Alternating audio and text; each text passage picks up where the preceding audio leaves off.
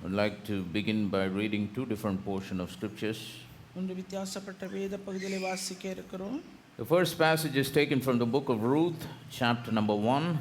முதலாவது வசனம் ரூத்தின் புஸ்தகம் 1ஆம் அதிகாரம், beginning from verse number 15 to verse number 18. 15 18 வரை. Then we'll go to the book of Matthew, chapter number 1, and read verse number 5. அதன் பின்பாக மத்தேயு 1ஆவது அதிகாரம் 5ஆம் வசனம்.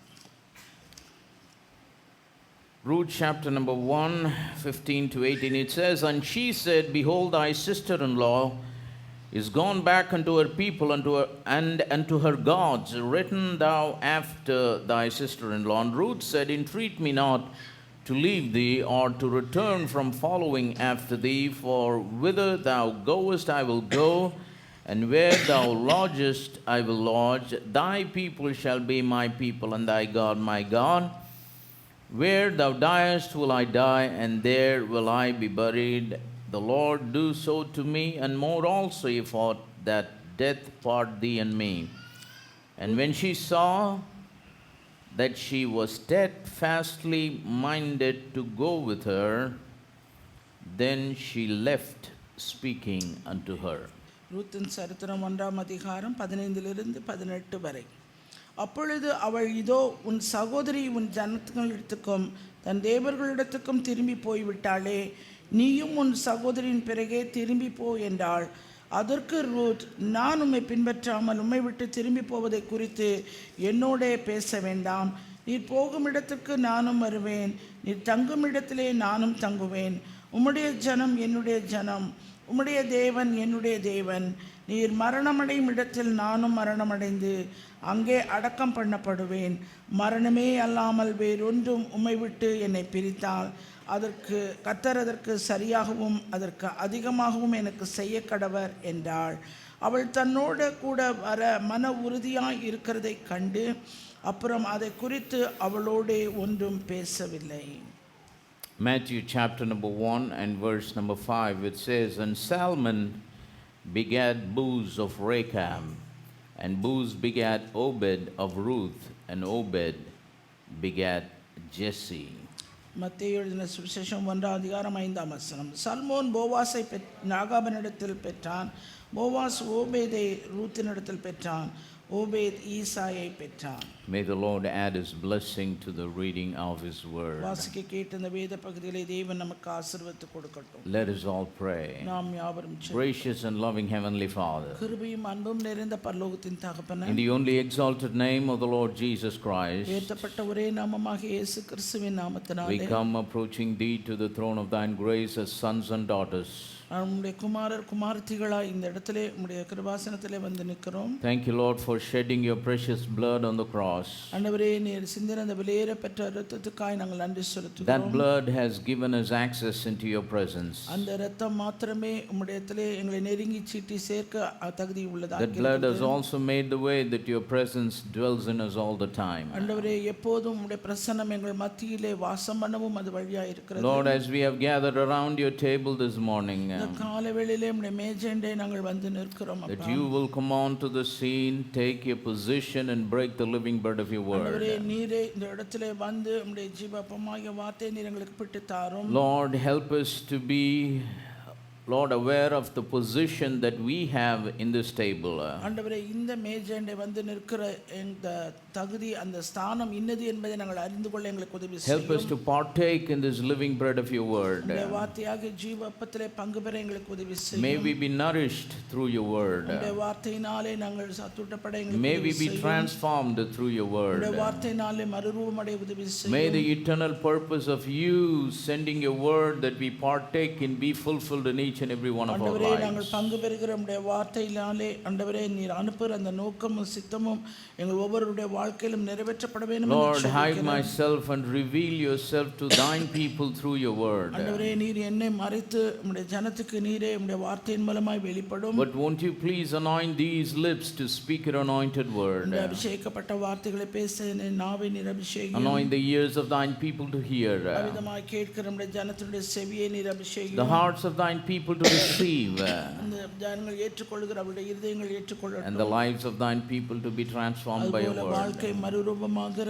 நம்முடைய ஒவ்வொரு வாழ்க்கையை நீர் அபிஷேகிக்கவே நம்ம We bind all the power of darkness in the name of the Lord Jesus எல்லா Christ. அந்தகாரத்தின் கிரியைகளை நம்முடைய நாமத்தினாலே கடிந்து கொள்கிறேன். May the liberty of your spirit be with us. நம்முடைய விடுதலையின் ஆவியானவர் எங்கள் மத்தியிலே தங்கி Let there இருக்கட்டும். be a spirit of revelation and understanding in this place. இந்த இடத்திலே நம்முடைய வெளிப்பாட்டின் ஆவி புரிந்து கொள்ளுதலின் ஆவி ஒவ்வொருவருக்குள்ளும் தங்கட்டும். Help us to look at our lives in the same way that you are looking at us this morning. ஆண்டவரே, இந்த காலை வேளையிலே நீர் எங்களை நோக்கி பார்க்கிறவனமாய் நாங்கள் எங்களை நோக்கி We பார்க்க declare எங்களுக்கு செய்யும். that all the glory, honor, power and praise, it belongs to you and you alone. சகல துதி கன மகிமை மேன்மை எல்லாம் உமக்கு ஒருவருக்கே For உண்டாகட்டும். we ask all of these wonderful blessings in the precious name of the Lord Jesus இந்த Christ. எல்லா ஆசீர்வாதங்களும் வெளியேற பெற்ற நம்முடைய நாமமாகிய இயேசு கிறிஸ்துவின் நாமத்தினாலே கேட்கிறேன்.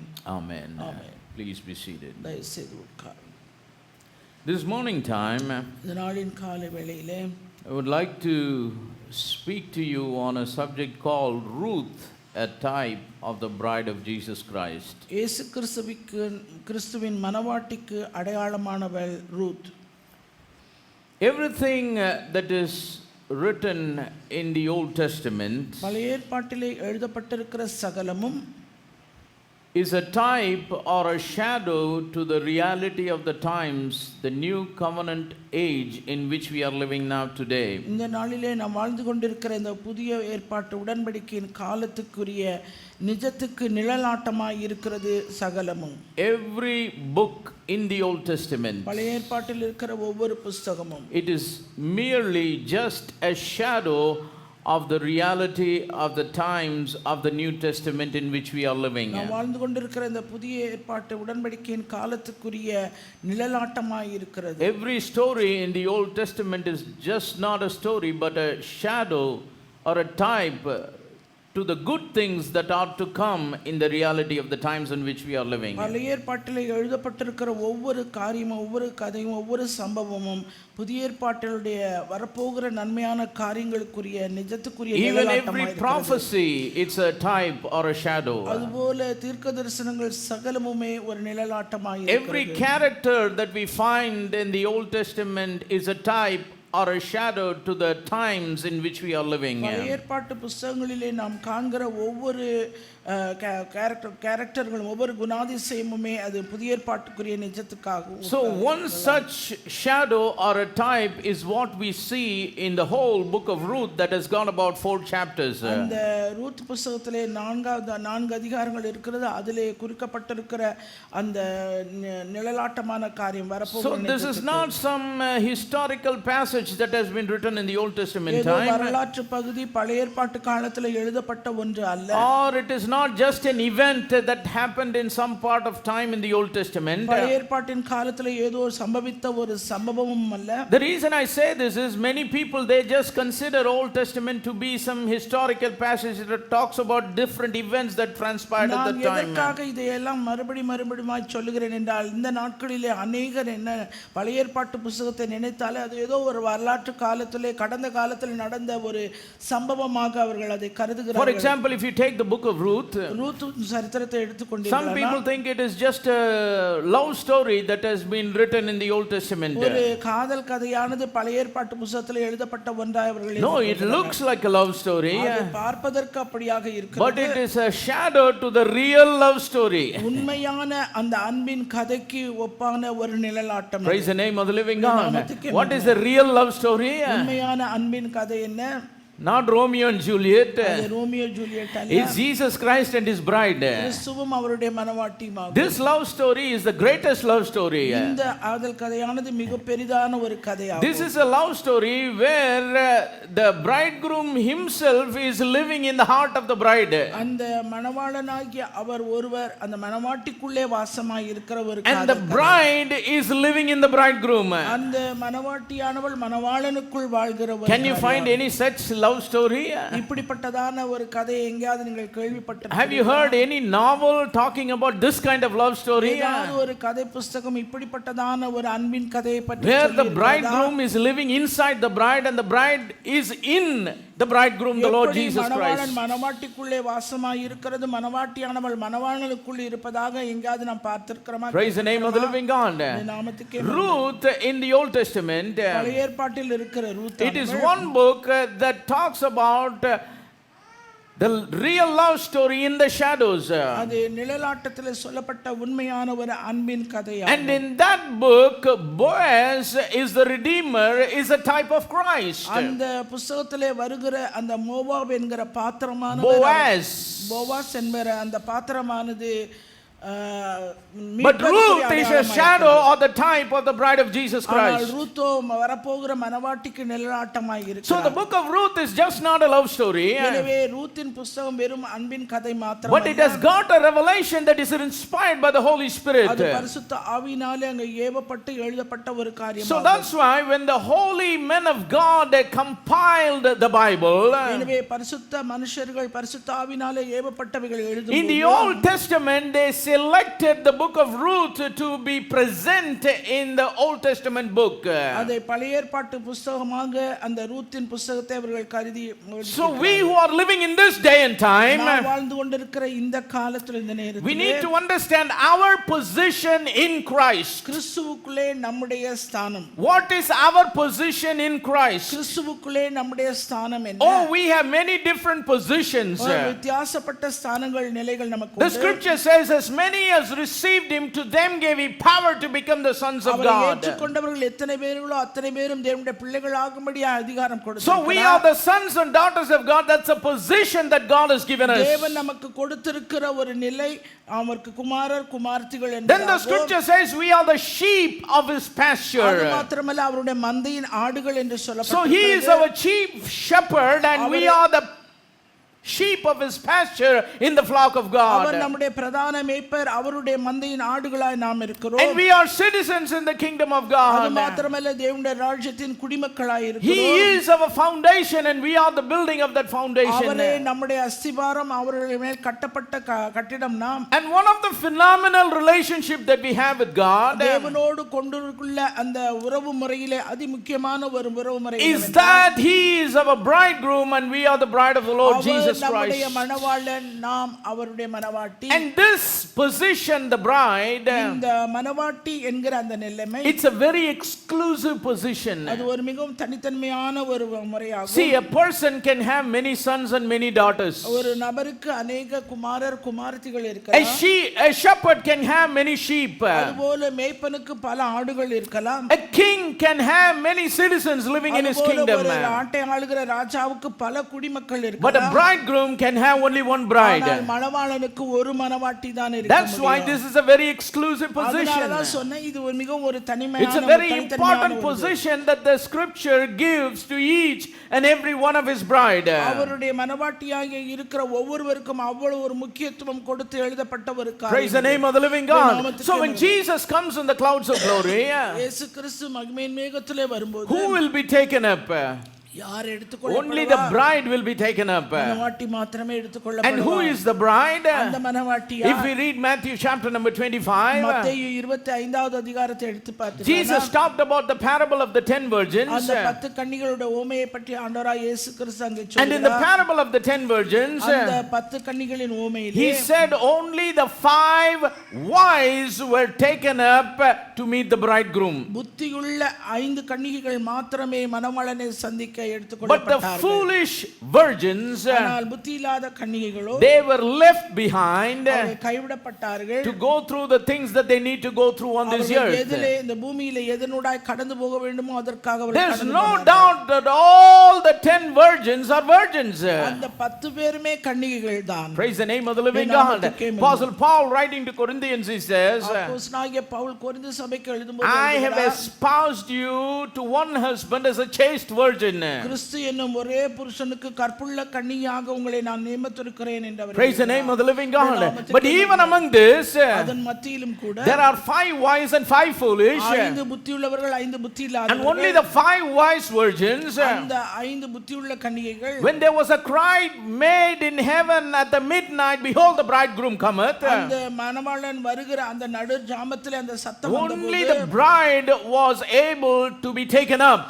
மணவாளன் மனவாட்டி மாத்திரமே So, எடுத்துக்கொள்ளப்படுகிறவளாய் when the இருந்தார். scripture says the dead in Christ shall rise, கிறிஸ்துவுக்குள் மரித்தவர்கள் எழுந்திருப்பார்கள். it means the dead in Christ who are the bride of Jesus Christ. கிறிஸ்துவுக்குள்ளே மரித்தவர்கள் மனவாட்டியாய் இருந்தால் The மாத்திரமே foolish virgins that died, they will never rise up from the dead when Jesus comes in the clouds of glory. புத்தியில்லாத கன்னிகைகள் அவர்கள் மரித்து அடக்கம் பண்ணப்பட்டிருந்தார்கள். கிறிஸ்து வரும்போது அவர்களால் They have a different time for their resurrection. அவர்களுடைய உயிர்த்தெழுதலுக்கு வித்தியாசப்பட்ட காரியங்கள் And when the scripture says when the living in Christ shall be transformed, அதுபோல உயிரோடு இருக்கிறவர்கள் மறுரூபம் அடைவார்கள். it's not the foolish virgins that are living on this earth, இந்த பூமியிலே புத்தியில்லாத கன்னிகைகள் உயிரோடு but the இருந்தார்கள். ones that are living on this earth as wise ஒரு virgins, புத்தியுள்ள கன்னிகையாய் இந்த பூமியிலே வாழ்கிறவர்கள் only மாத்திரமே they will be transformed அவர்கள் மறுரூபம் அடைவார்கள். to meet the bridegroom that comes in the mid of the அந்த air. மத்திய ஆகாயத்திலே மணவாளன் வருகிற அவரை So சந்திப்பதற்கு we need to understand, நாம் ஒரு காரியத்தை புரிந்து not கொள்ள வேண்டும். all the wise virgins are accepted as the bride of Christ.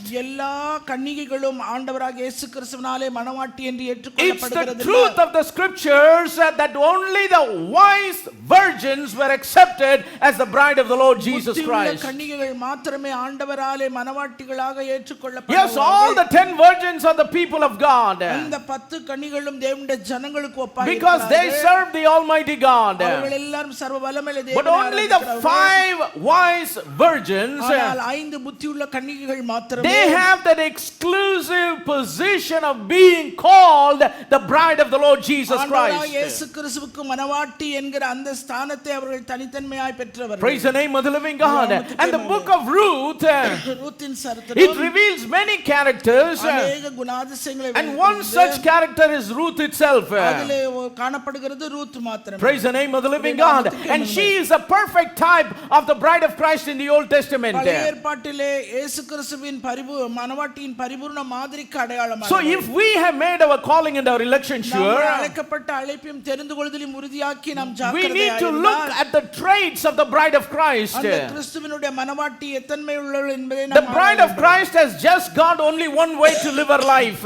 ஆனா கிறிஸ்துவின் மணவாட்டியானவள் அவள் வாழ்வதற்கென்று ஒரே ஒரு வழி There மாத்திரமே are no compromises in the life of the bride of Christ. அவளுடைய வாழ்க்கையில எப்படியும் வாழலாம் என்கிற நிலைமை So கிடையாது. each and every day she lives her life on this earth. இந்த பூமியில அவள் வாழ்கிற ஒவ்வொரு நாளும் She moves from grace to grace. அவள் கிருபைக்கு மேல் கிருபையாய் She moves from glory to glory. அவள் மகிமையின் மேல் மகிமையாய் She moves from righteousness to righteousness. நீதிக்கு மேல் நீதியாய் She moved towards the position of to be called as the stature of Christ to that level.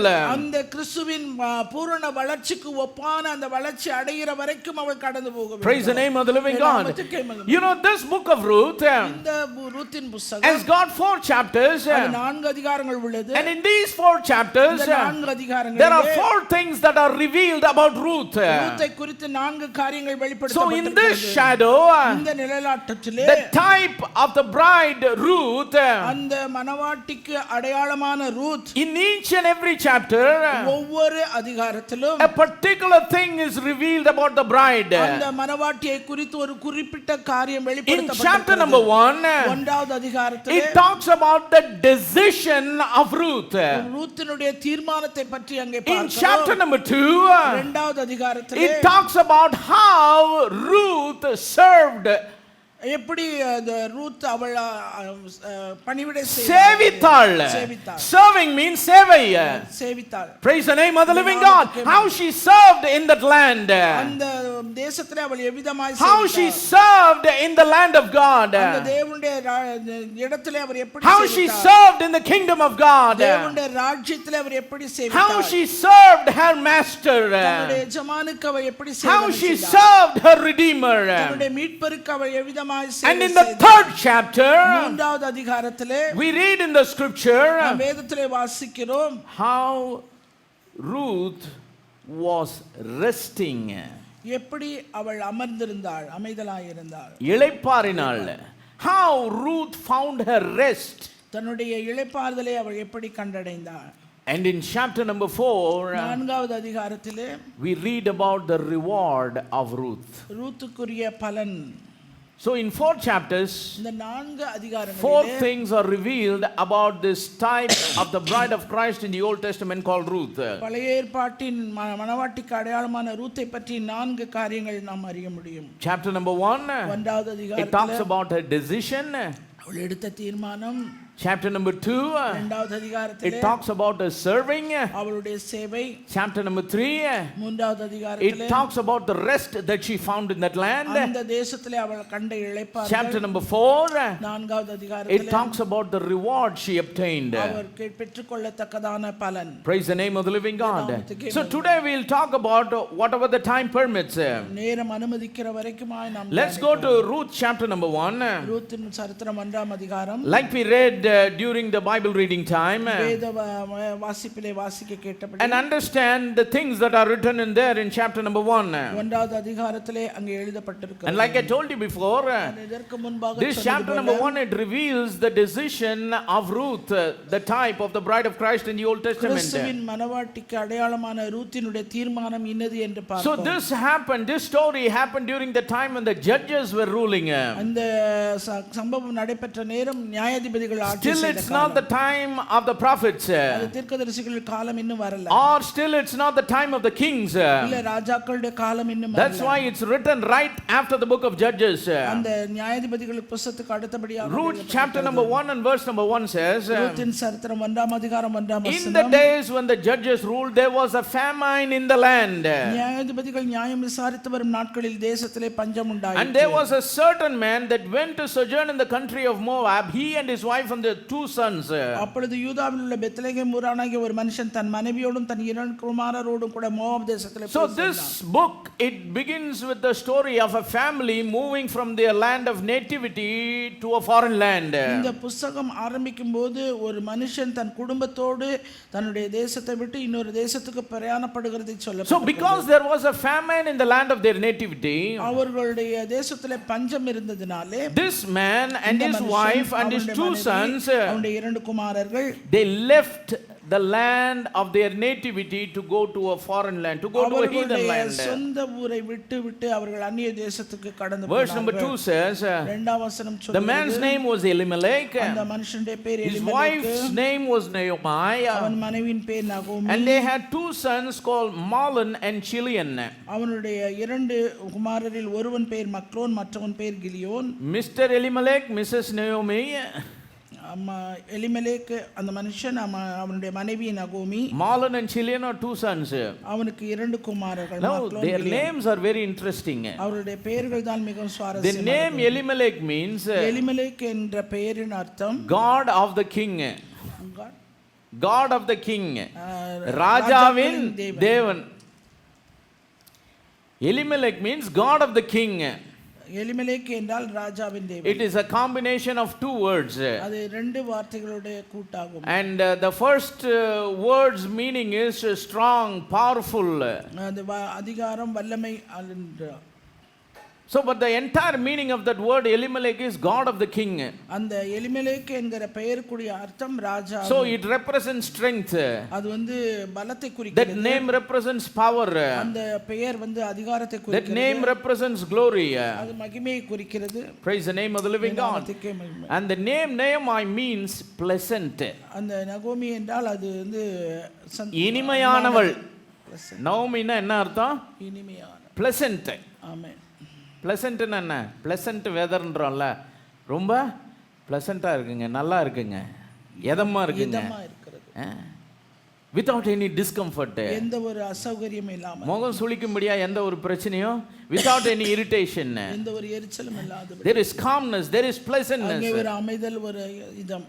இப்படிப்பட்டவங்களுக்கு ஒரு 2 பசங்க, Mahlon and Chilion. Mahlon and Kilion. Mahlon means sick. Mahlon என்றால் வியாதி. வியாதி. மாலன் என்னது? மக்லோன் வியாதி. அந்த பேருடைய அர்த்தம் என்ன? வியாதி. சிலியன்னா அழிவு. கிலியோன் என்றால் அழிவு.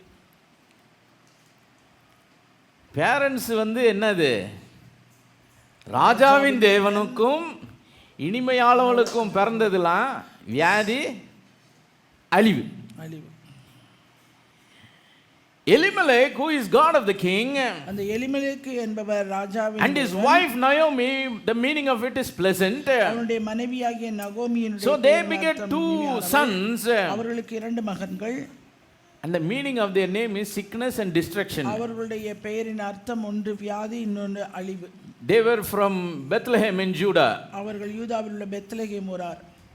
But because of famine in that land, அந்த தேசத்தின் பஞ்சத்தின் நிமித்தமாக they left that country into Moab. அவர்கள் அந்த தேசத்தை விட்டு மோவாப் Now தேசத்துக்கு what is the country of Moab? Moab தேசம் என்ன We தேசம்? know Bethlehem in Judah is the people where God's people are inhabited அங்கே there. பெத்லகேம் ஊரிலே தேவனுடைய ஜனங்கள் வாசம் பண்ணுவார்கள் என்று Probably they நமக்கு belong to தெரியும். the tribe of Judah, and that's where they were living in the kingdom of Judah. அந்த யூதாவின் கோத்திரத்தை சார்ந்தவர்கள், அதனால அந்த யூத And ராஜ்யத்தில் they were living in the city of Bethlehem. அந்த பெத்லகேம் என்கிற பட்டணத்தில் அவர்கள் That's the இருந்தார்கள். same place where Jesus was born. அதே இடத்தில் தான் இயேசு கிறிஸ்து பிறந்தார். Nice nuclear family. அது ஒரு நல்ல ஒரு குடும்பமாக இருந்தது. I don't know what's happened with those sons because they were named sickness and destruction. ஆனா என்ன ஆச்சுன்னு தெரியல, அவங்களுக்கு பெயர் மாத்திரம் வியாதி But as they were living as 4 people in that family, அந்த 4 பேராய் ஒரு குடும்பமாய் இருந்தவர்கள், there was a famine in that land. அந்த தேசத்திலே பஞ்சம் உண்டாயிற்று. Because of that famine, அந்த பஞ்சத்தின் நிமித்தமாய் they began to move into another country called Moab. அந்த மோவாப் என்கிற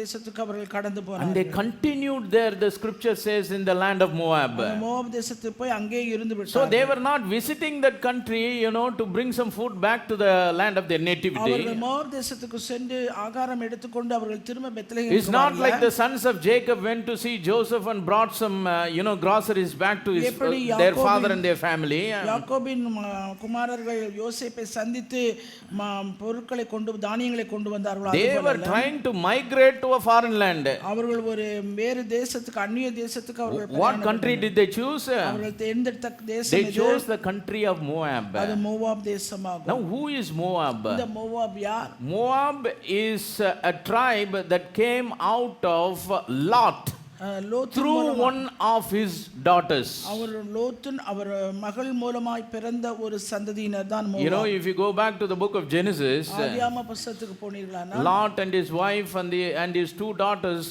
they were when they were in the land of Sodom and Gomorrah. அவர்கள் சோதோம் குமாராவிலே லோத்து மனைவி அவர் குமாரன் The Lord brought judgment upon Sodom and Gomorrah, Sodom குமாராவின் மேல் கர்த்தர் நியாய தீர்ப்பை வர and because of that he sent his angels to redeem, to bring out Lot, his wife, and their 2 daughters. அது நிமித்தமாய் லோத்தையும் அவன் குடும்பத்தையும் ஆண்டவர் காப்பாற்ற நினைத்த தூதனை So அனுப்பினார். God delivered them out of that city, அந்த பட்டணத்திலிருந்து ஆண்டவர் அவர்களை and வெளியே then he கொண்டு வந்தார். destroyed Sodom and Gomorrah. அதன் பின்பாக Sodom குமாராவை அழித்தார். And Lot's wife, she turned back and she became a pillar of salt. அங்கே லோத்தின் மனைவி பின்னிட்டு பார்த்து உப்பு தூணானாள். So only Lot and the 2 daughters of Lot were left. அப்பொழுது லோத்தும் அவருடைய 2 குமாரத்திகள் மாத்திரம் So இருந்தார்கள். during that time, the 2 daughters of Lot, அந்த 2 குமாரத்திகளும் they லோத்தின் made குமாரத்திகள் their father to drink, அவர் தகப்பனை குடிக்க வைத்து and they lied with him.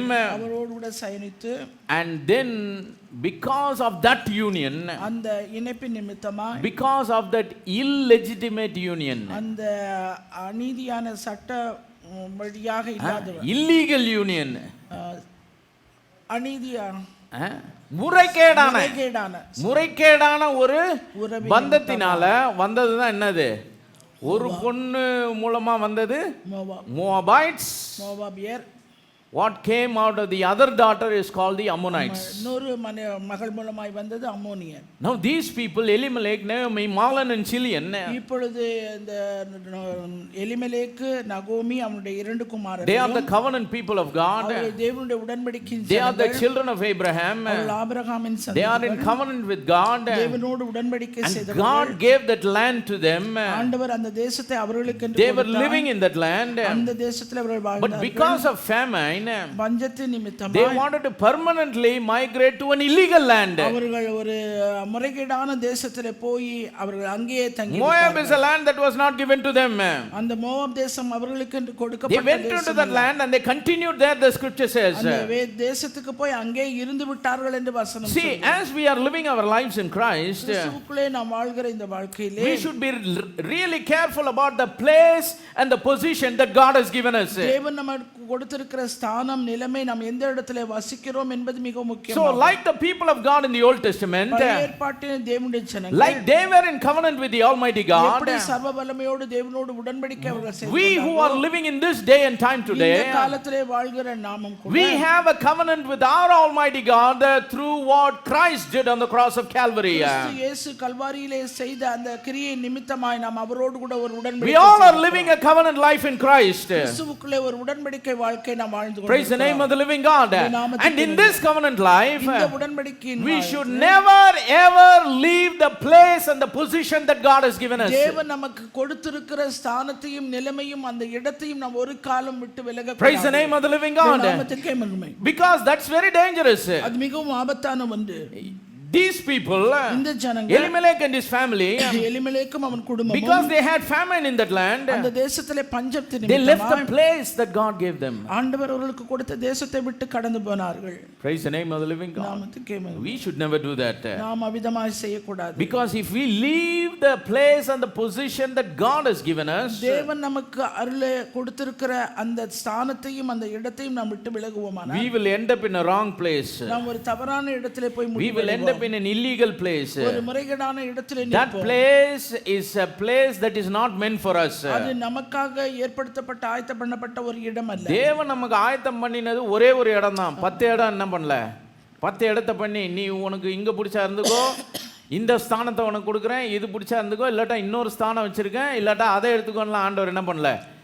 God has never given us an option to choose from different places and different positions. வித்தியாசப்பட்ட இடங்களையும் நிலைமைகளையும் ஸ்தானங்களையும் நமக்கு கொடுத்து எதை வேணா நீ தேர்ந்தெடுத்துக்கொள் என்று ஆண்டவர் We all சொல்லலாம். have only one place in Christ. நமக்கென்று கிறிஸ்துவுக்குள்ளே ஒரே ஒரு இடம் தான். What is that place? அந்த இடம் என்ன? It is in Christ. அது கிறிஸ்துவுக்குள்ளான இடம். Not in the border of Christ. அந்த கிறிஸ்துவுக்கு வெளியே Not outside Christ. கிறிஸ்துவுக்கு வெளியே We have only one place that is in Christ. நமக்கு ஒரே ஒரு இடம் தான் கிறிஸ்துவுக்கு. We have only one position that is in Christ. தேவன் நமக்கு கொடுத்திருக்கிற ஸ்தானமும் ஒன்று, அது That is a கிறிஸ்துவுக்கு safe மாத்திரமே. place.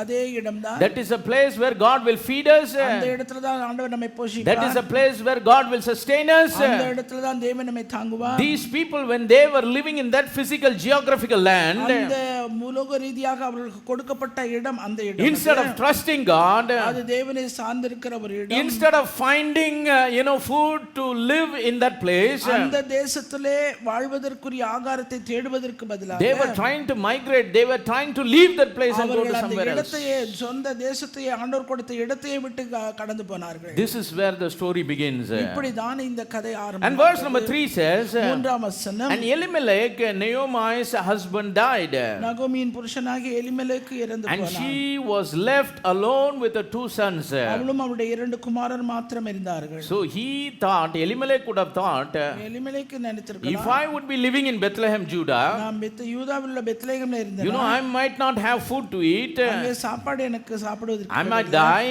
நான் மரித்து போயிருப்பேன், my family might die. என்னுடைய குடும்பம் மரித்து But போகும். what happened? ஆனா இங்கே என்ன He went to a foreign land. அவன் ஒரு அந்நிய He தேசத்துக்கு went to போனான். an illegal land, ஒரு முறைகேடான தேசத்திலே a போனான். land that is out of place that God never gave for them. அவர்களுக்கு அருளப்படாத ஒரு தேசத்துக்கு அவர்கள் கடந்து He போனார்கள். gave among the heathen. He started to live his life among the heathen people. அந்த பிரஜாதிகளுடைய ஜனங்களுக்கு மத்தியில் அவர்கள் And the தேர்ந்தெடுத்தார்கள். scripture says he died. அங்கே வேதவசனம் சொல்ல அவன் இறந்து போனான். அதுக்கு என்ன பண்ணிருக்கலாம்?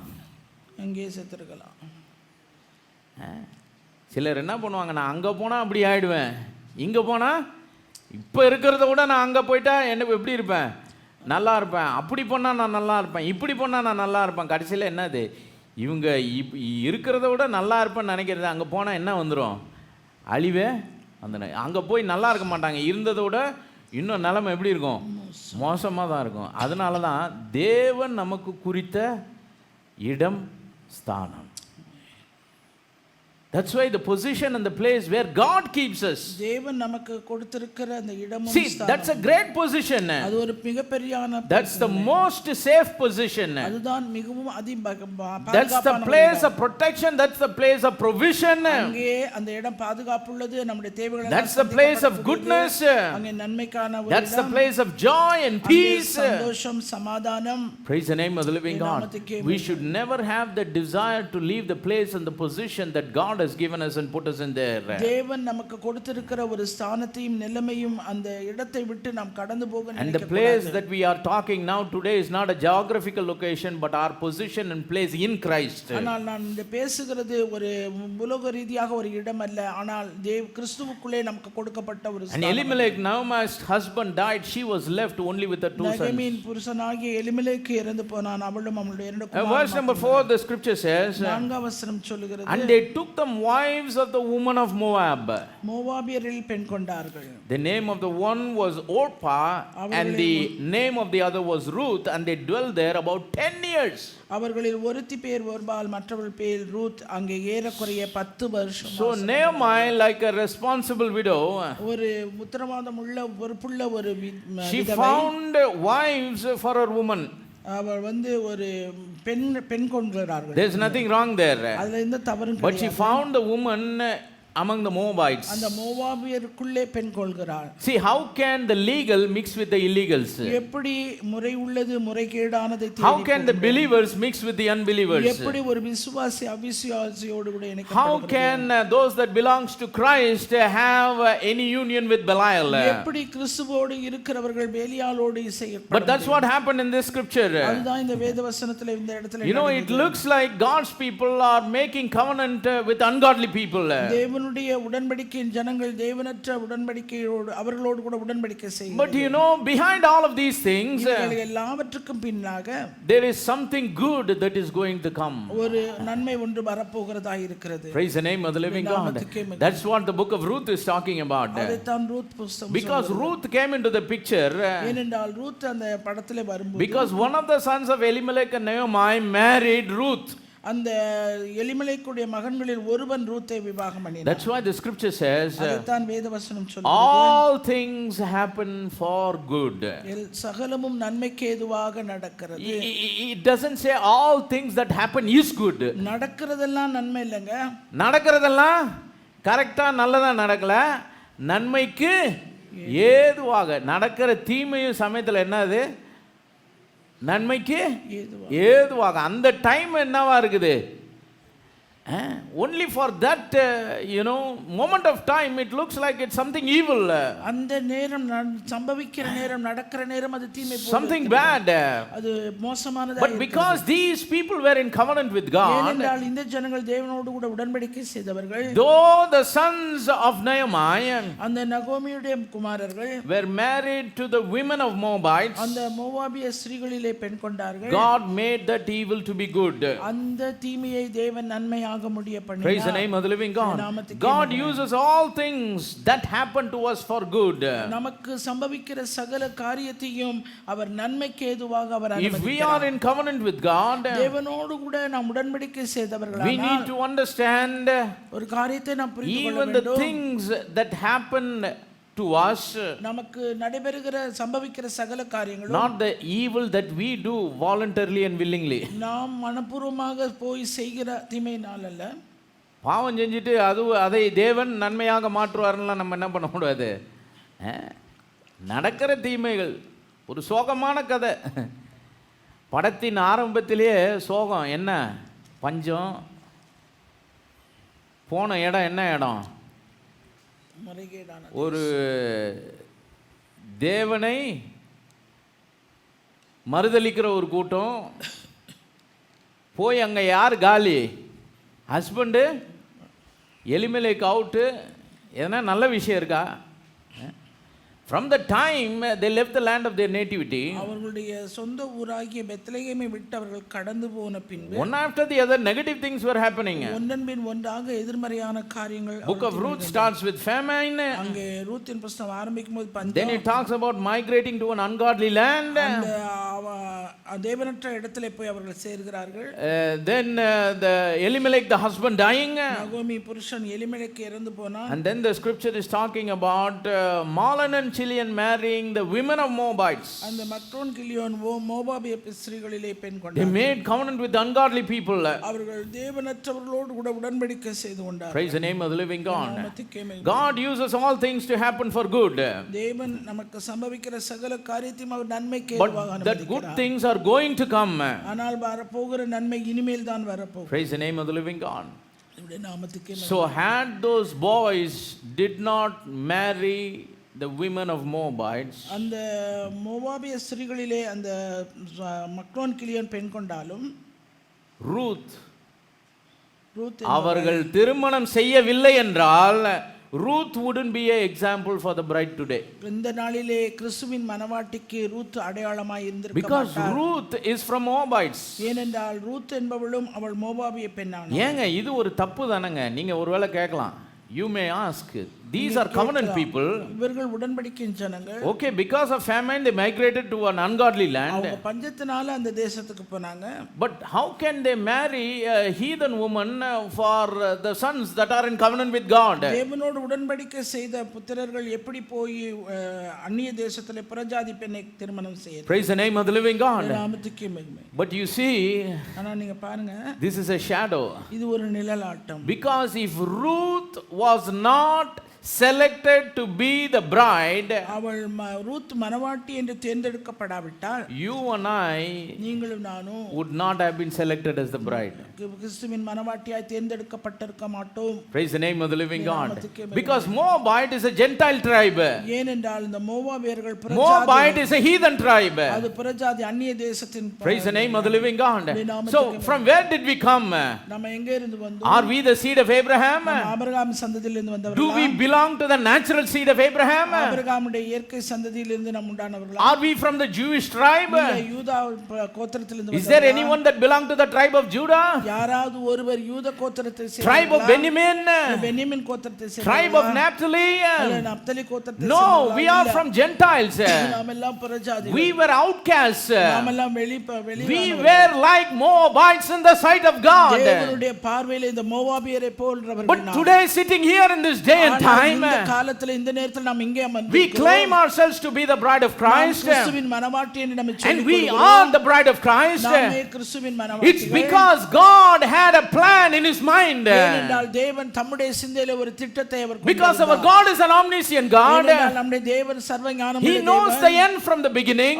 ஆரம்பத்திலிருந்து முடிவை He declares the end from the beginning. அவர் எல்லாவற்றையும் அறிவிக்கிறார். He has a foreknowledge of everything. எல்லாவற்றை குறித்த முன்னறிவு அவருக்கு Oh, உண்டு. God knew that Abraham was in covenant with him. Abraham அவரோடு உடன்படிக்கை செய்தவன் என்பது அவருக்கு Abraham did not choose him, but God chose Abraham. Abraham ஆண்டவரை தெரிந்து கொள்ளல, ஆண்டவர் தான் ஆபிரகாமை He தெரிந்து made his கொண்டார். covenant not only with Abraham, but with the entire race of Abraham. Abraham சந்ததி முழுவதோடும் ஆண்டவர் He blessed the seed of Abraham. ஆபிரகாமுடைய சந்ததியை அவர் Through him, ஆசீர்வதித்தார். the children of Abraham were blessed. அவன் மூலமாய் அவனுடைய சந்ததிகள் ஆசீர்வதிக்கப்பட்டது. Because only through Abraham, ஆபிரகாமின் மூலமாக மாத்திரமே he is going to come to this earth. அவர் இந்த பூமிக்கு வர வேண்டியதாயிருக்கிறது. Praise the name of the living God.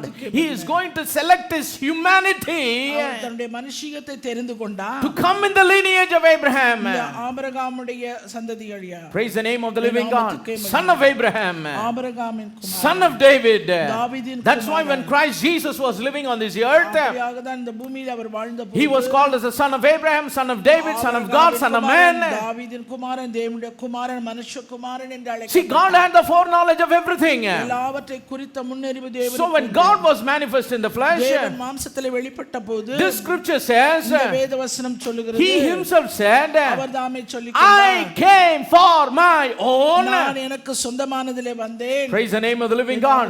For whom did he come? யாருக்காக He வந்தார்? came for the natural seed of Abraham. ஆபிரகாமுடைய இயற்கை சந்ததிக்காக அவர் வந்தார். Praise the name of the living God. But what did they do? ஆனால் அவர்கள் செய்தது என்ன? They rejected him. அவரை புறக்கணித்து தள்ளினார்கள். Instead of embracing the Redeemer, அந்த மீட்பரை கட்டி they rejected the Redeemer. அந்த மீட்பரை அவர்கள் புறந்தள்ளினார்கள். Even today, இந்த நாள் முதல் most of the people அதிகபட்சமான ஜனங்கள் from the natural seed of Abraham, இயற்கை சந்ததியான they Abraham reject Jesus Christ. இயேசு கிறிஸ்துவை புறக்கணித்து They தள்ளிவிட்டார்கள். don't consider him to be the Redeemer and the Savior. அவரை இரட்சகராகவோ மீட்பராகவோ அவர்கள் கரிசனை Still they say he is just a carpenter's son. அவர்கள் இன்றும் அவரை குறித்து சொல்லுகிறதெல்லாம் அவர் ஒரு தச்சனுடைய குமாரன். He is only a Jewish rabbi. அவன் ஒரு யூத போதகன். He is a Torah teacher. அவர் ஒரு தோராவை கற்றுக் கொடுக்கிற ஒரு Just now recently, இப்பொழுது சமீபத்திலே, in the last year, we know about the horrendous killing that happened in Israel. இஸ்ரவேல் தேசத்திலே நடைபெற்ற சம்பவங்கள் எல்லாம் தெரியும். And Israel had to strike back. அதற்கு பதிலாக இஸ்ரேல் மறுபடியும் And lot of lives of the people were lost in that conflict. அந்த சண்டையிலே अनेक இஸ்ரவேலர் இறந்து We still understand people are losing their lives. இன்னும் ஜனங்க தங்களுடைய வாழ்க்கையை இழந்து கொண்டிருக்கிறார்கள். And because of that, again, there is a great argument and talk and discussion about the land of Israel.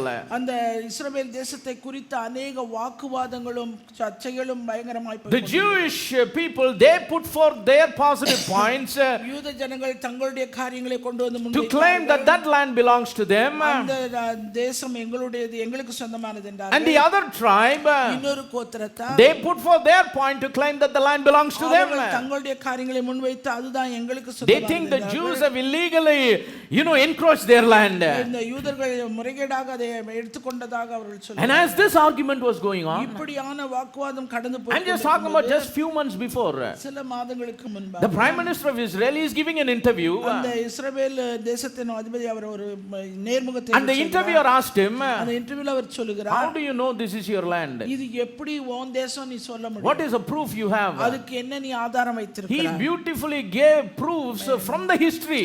அவர் வரலாற்றிலிருந்து அதிகமான அழகான ஒரு சான்றை கொடுத்தார். And one of the proofs that he gave our was கொடுத்த அந்த நிரூபணத்திலே ஆதாரத்திலே ஒரு Jesus Christ is that proof. இயேசு கிறிஸ்துவே அதுக்கு But he ஆதாரம். said, Jesus Christ is only a rabbi. அவர் வெறும் போதகர் தானே.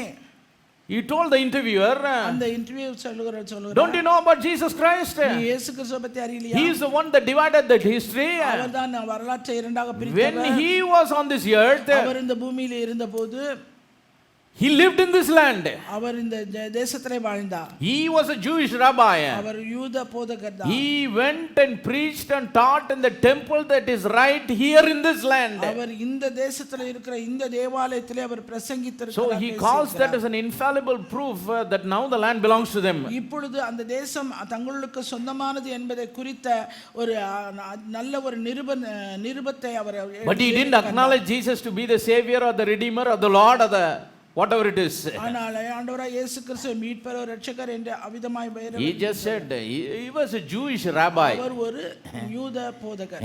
He lived in this land 2000 years our before. 2000 வருடங்களுக்கு முன்பாக இதே தேசத்திலே வாழ்ந்தார். Praise the name of the living God.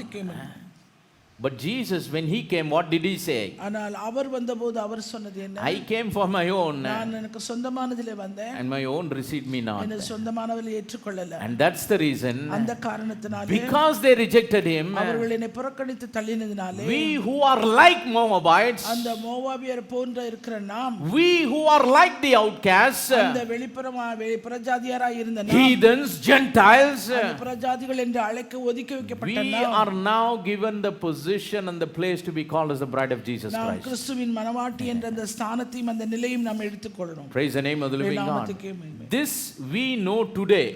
இந்த நாள்ல தான் நாம் அறிகிறோம். But God Almighty, ஆனால் சர்வவல்லமையுள்ள தேவன், he knew all these things will happen from before the foundations of the உலக world. தோற்றத்துக்கு முன்பாகவே எல்லாவற்றையும் நன்கு அறிந்தவர். That's why when Mahlon and Chilion found themselves wife among Moabites, அந்த மக்லோனும் எலியோனும் அந்த மோவாபிய பெண்களிலே பெண் கொண்ட God permitted it. தேவன் அதை அனுமதித்தார். Because he knew that is going to happen for good. அது நன்மைக்கு ஏதுவாக நடக்க போகிறது என்பதை அவர் நன்கு அறிந்தார். Praise the name of the living God. If God did not allow that, தேவன் அதை அனுமதிக்காதிருந்தால், he would not have allowed you and me to be his bride today. இந்த நாளிலே அவருடைய மனவாட்டி என்று சொல்லிக் கொள்கிற அளவுக்கு நீங்களும் நானும் இருந்திருக்க முடியாது. Praise the name of the living God. Like this, there are many things in the Old Testament. பழைய ஏற்பாட்டிலே இன்னும் अनेक காரியங்கள். And we could not take all those things that happened in the shadow to justify our voluntary sins now. நாம தாமாக முன்வந்து பாவம் செஞ்சிட்டு பழைய ஏற்பாட்டில் இருக்கிற எல்லாத்தையும் கொண்டு வந்து நியாயப்படுத்த முடியாது. Today no one can say I will go and find a woman from any other faith, மத்த எந்த ஒரு விசுவாசத்திலும் இருக்கிற வேற பிரஜாதி பெண்ணை ஏதாவது, or a man from any other faith. இல்ல வேற விசுவாசத்தில் இருக்கிற, The Bible says that's wrong. அது தவறு என்று வேதம் A சொல்லுகிறது. believer and an unbeliever ஒரு விசுவாசி அவிசுவாசி cannot come in a covenant with each other. ஒருவருக்கொருவர் உடன்படிக்கைக்குள்ளே What is the praise the name of the living God? A believer and a believer can only be in covenant. எனவே விசுவாசி என்கிற ஒரு விசுவாசியோடு தான் உடன்படிக்கை So செய்ய we வேண்டும். cannot just look at these things and justify Ruth our own desires. ரூத்தின் சரித்திரத்த காரியத்தை வைத்து இதுவும் வேதத்துல தானே எழுதி இருக்கிறது என்று நாம் செய்ய காரியங்களை கொண்டு நியாயப்படுத்த Because some things happened in the Old Testament. சில காரியங்கள் பழைய ஏற்பாட்டிலே நடைபெற்ற It looks like it's evil, அது தீமை போல காணும், but all things happens for good. ஆனால் எல்லாம் நன்மைக்கு ஏதுவாக Or you அனுமதிக்கப்பட்டிருக்கிறது. take Adam and Eve in the beginning, ஆரம்பத்திலே ஆதாமையும் ஏவாளையும் the first man and the woman. முதல் The scripture clearly says வேதம் தெளிவாக Eve was deceived by the serpent. அந்த ஏவாள் சர்ப்பத்தினாலே வஞ்சிக்கப்பட்டாள். She didn't know what she is doing is wrong. அவள் செய்கிறது தவறு என்று அவளுக்கே தெரியாது. She was tricked. She was deceived by the devil. அந்த சர்ப்பத்தின் வஞ்சனையினாலே அவள் வஞ்சிக்கப்பட்டாள். And that's why she took part in that forbidden fruit. அதனால் விலக்கப்பட்ட விருட்சத்தின் கனியிலே பங்கு பெற்றாள். But when she gave that forbidden fruit to Adam, ஆனால் அந்த ஆதாமுக்கு அந்த விலக்கப்பட்ட விருட்சத்தின் கனியை கொடுத்தபோது what did he do? அவன் செய்தது என்ன? He also took part in the forbidden fruit. அவனும் புசித்தான். But he was not deceived. ஆனால் அவன் வஞ்சிக்கப்படல. Praise the name of the living God. நாமத்துக்கே மகிமை. ஆதாம் அந்த விலக்கப்பட்ட விருட்சத்தில் பங்கு பெற்ற பொழுது அவருக்கு தான் செய்யறது தப்புன்னு தெரியும். தெரிஞ்சே வாலண்டியரா வில்லிங்கா என்ன பண்றாரு? நீங்க ஒரு வேளை கேட்கலாம், இதெல்லாம் எவ்வளவு பெரிய பாவம் பிரதர். ஏவாள் தான் தெரியாம வஞ்சகத்தினால என்ன பண்ணிட்டாங்க? பண்ணிட்டாங்க. அதனால தான் பைபிள்ல சொல்லுது, மனுஷன் அல்ல யார் வஞ்சிக்கப்பட்டாலாம்? மனுஷி.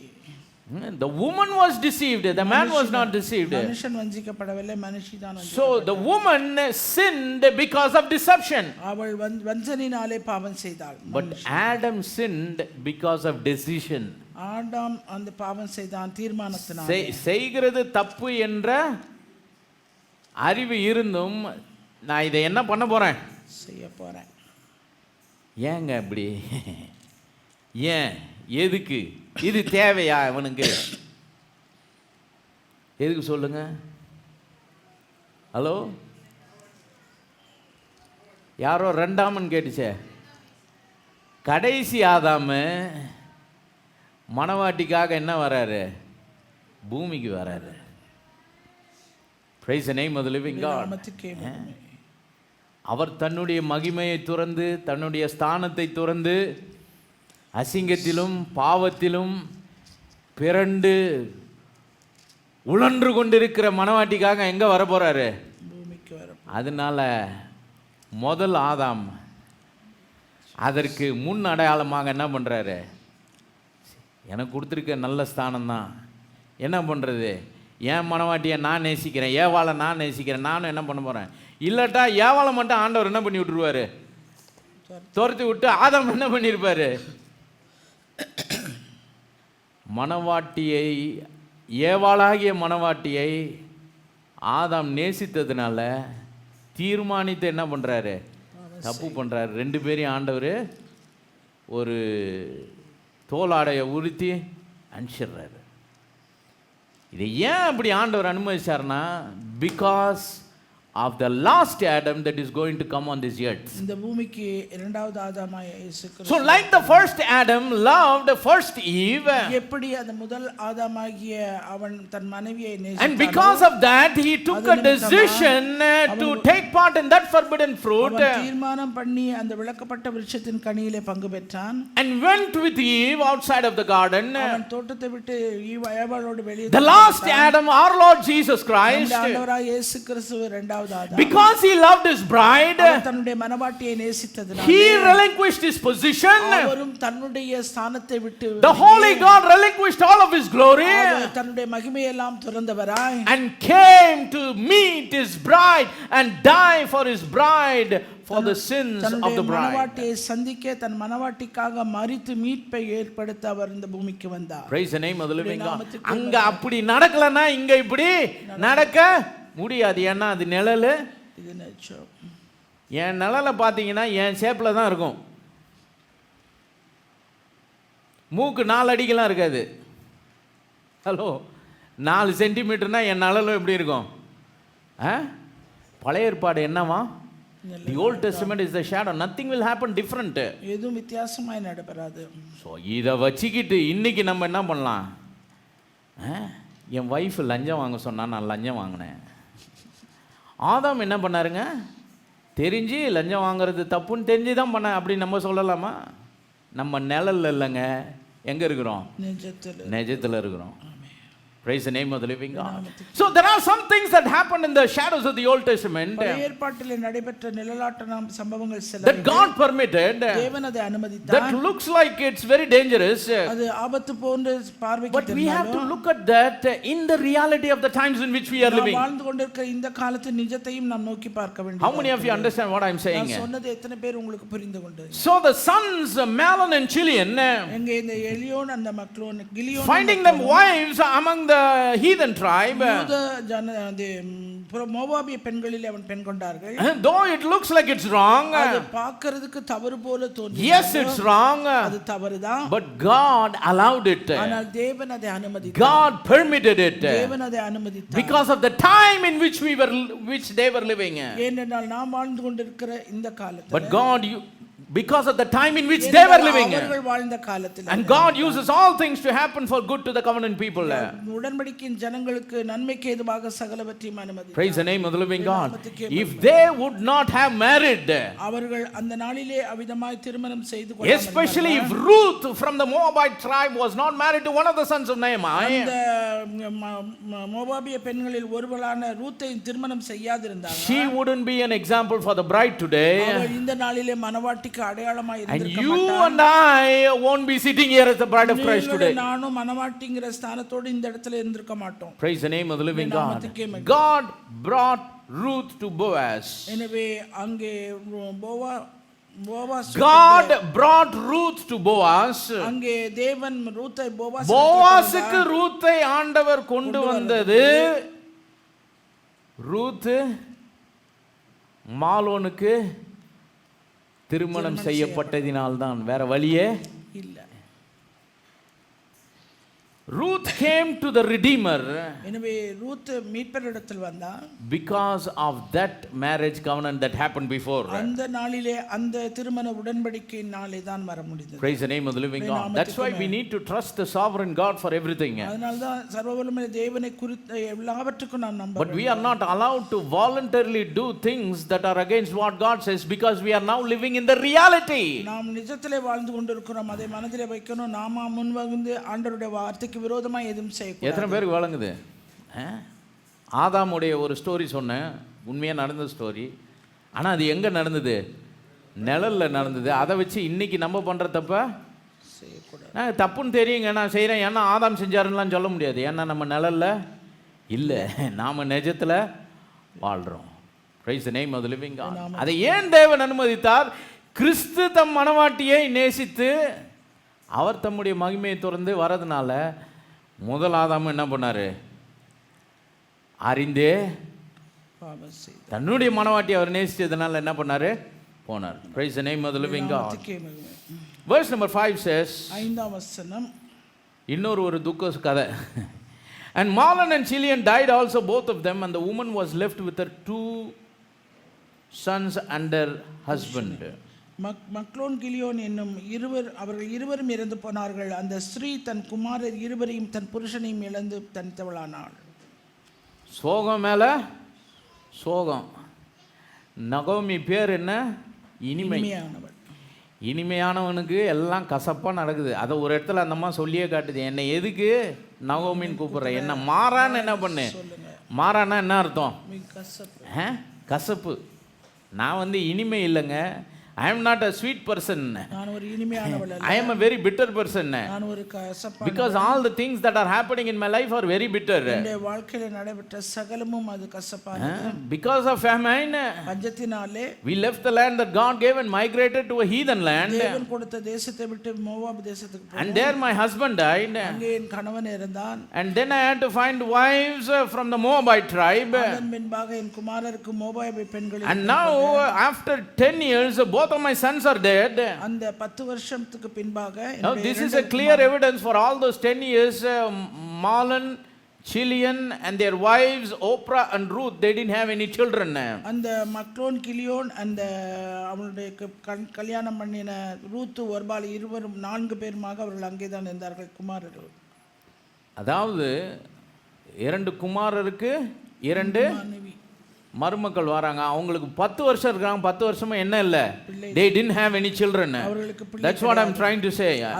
And verse number 6 says, ஆறாம் வசனம், then after she was left only with the daughters-in-law. அவர்கள் அந்த மருமக்கள் மாரை மட்டும் அவன் விட்டு கிளம்புகிறார். Mother-in-law was left with the daughters-in-law. மாமியார் மருமகளை விட்டு கிளம்புகிறாங்க. ஒரு மாமியார் 2 மருமகள். 1:1 எப்படி இருக்கும்? நம்ம வாழ்கிற காலத்தில் பயங்கரமாக இருக்கும்.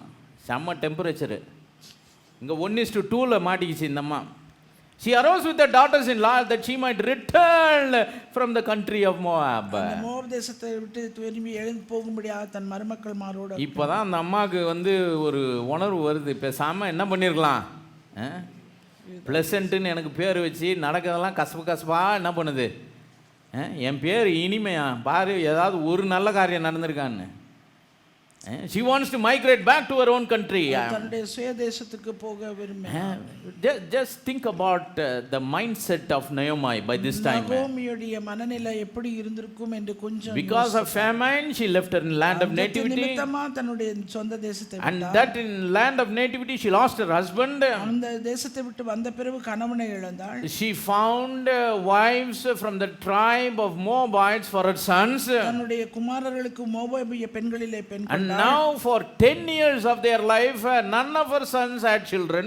அவர்களுக்கு 10 வருஷம் இருந்தபோதும் அவர்களுக்கு 2 பேருக்குமே குழந்தை. And now the sons have also died. இப்பொழுது மகன்களும் இறந்து போனார்கள். Only the daughters-in-law were left. வெறும் மருமக்கள் மாத்திரமே இருக்காங்க. And now she takes a decision to come back to the country of Moab. அவர் தீர்மானம் எடுத்தால் மீண்டும் சொந்த தேசத்துக்கு வர. Because she heard in the country of Moab how that the Lord had visited his people in giving them bread. அந்த Moab தேசத்திலே அவர் கேள்விப்பட்டது என்னன்னா கர்த்தர் தம்முடைய ஜனங்களை சந்தித்து அவர்களுக்கு ஆகாரம் அருளினார். Praise the name of the living God. And Naomi said to her daughters-in-law, எனவே நகோமி தன் மருமக்கள் மாரை பார்த்து சொன்னா, ஏம்மா நான் என் சொந்த ஊரை விட்டு அவஸ்தைப்பட்டேன் இவ்வளோ நாள். நீ என்ன பண்ணாத? நீ உன் சொந்த ஊரை விட்டு வந்துடாத. We thought different, what happened is different. நாம நினைத்தது வேறு, நடந்தது வேறு. I left my land of my nativity. நான் என்னுடைய தேசத்தை விட்டு வந்தேன். And I have been suffering from the beginning. நான் ஆரம்பத்திலிருந்தே கஷ்டப்பட்டேன். Now I am going back to the land of my nativity. நான் என்னுடைய தேசத்துக்கு நான் திரும்பி போகிறேன். Now both of you please remain in your land of nativity. நீங்களும் உங்கள் தேசத்திலே இருங்க. Go return each of you to your mother's house. உங்களுடைய தாய் வீட்டிலே போய் நீ தங்குங்க. Let the Lord deal kindly with you. ஆண்டவர் உங்களுக்கு தயவு செய்வாராக. இந்த அம்மா ஆண்டவரை பத்திலாம் என்ன பண்ணிருக்கோம்?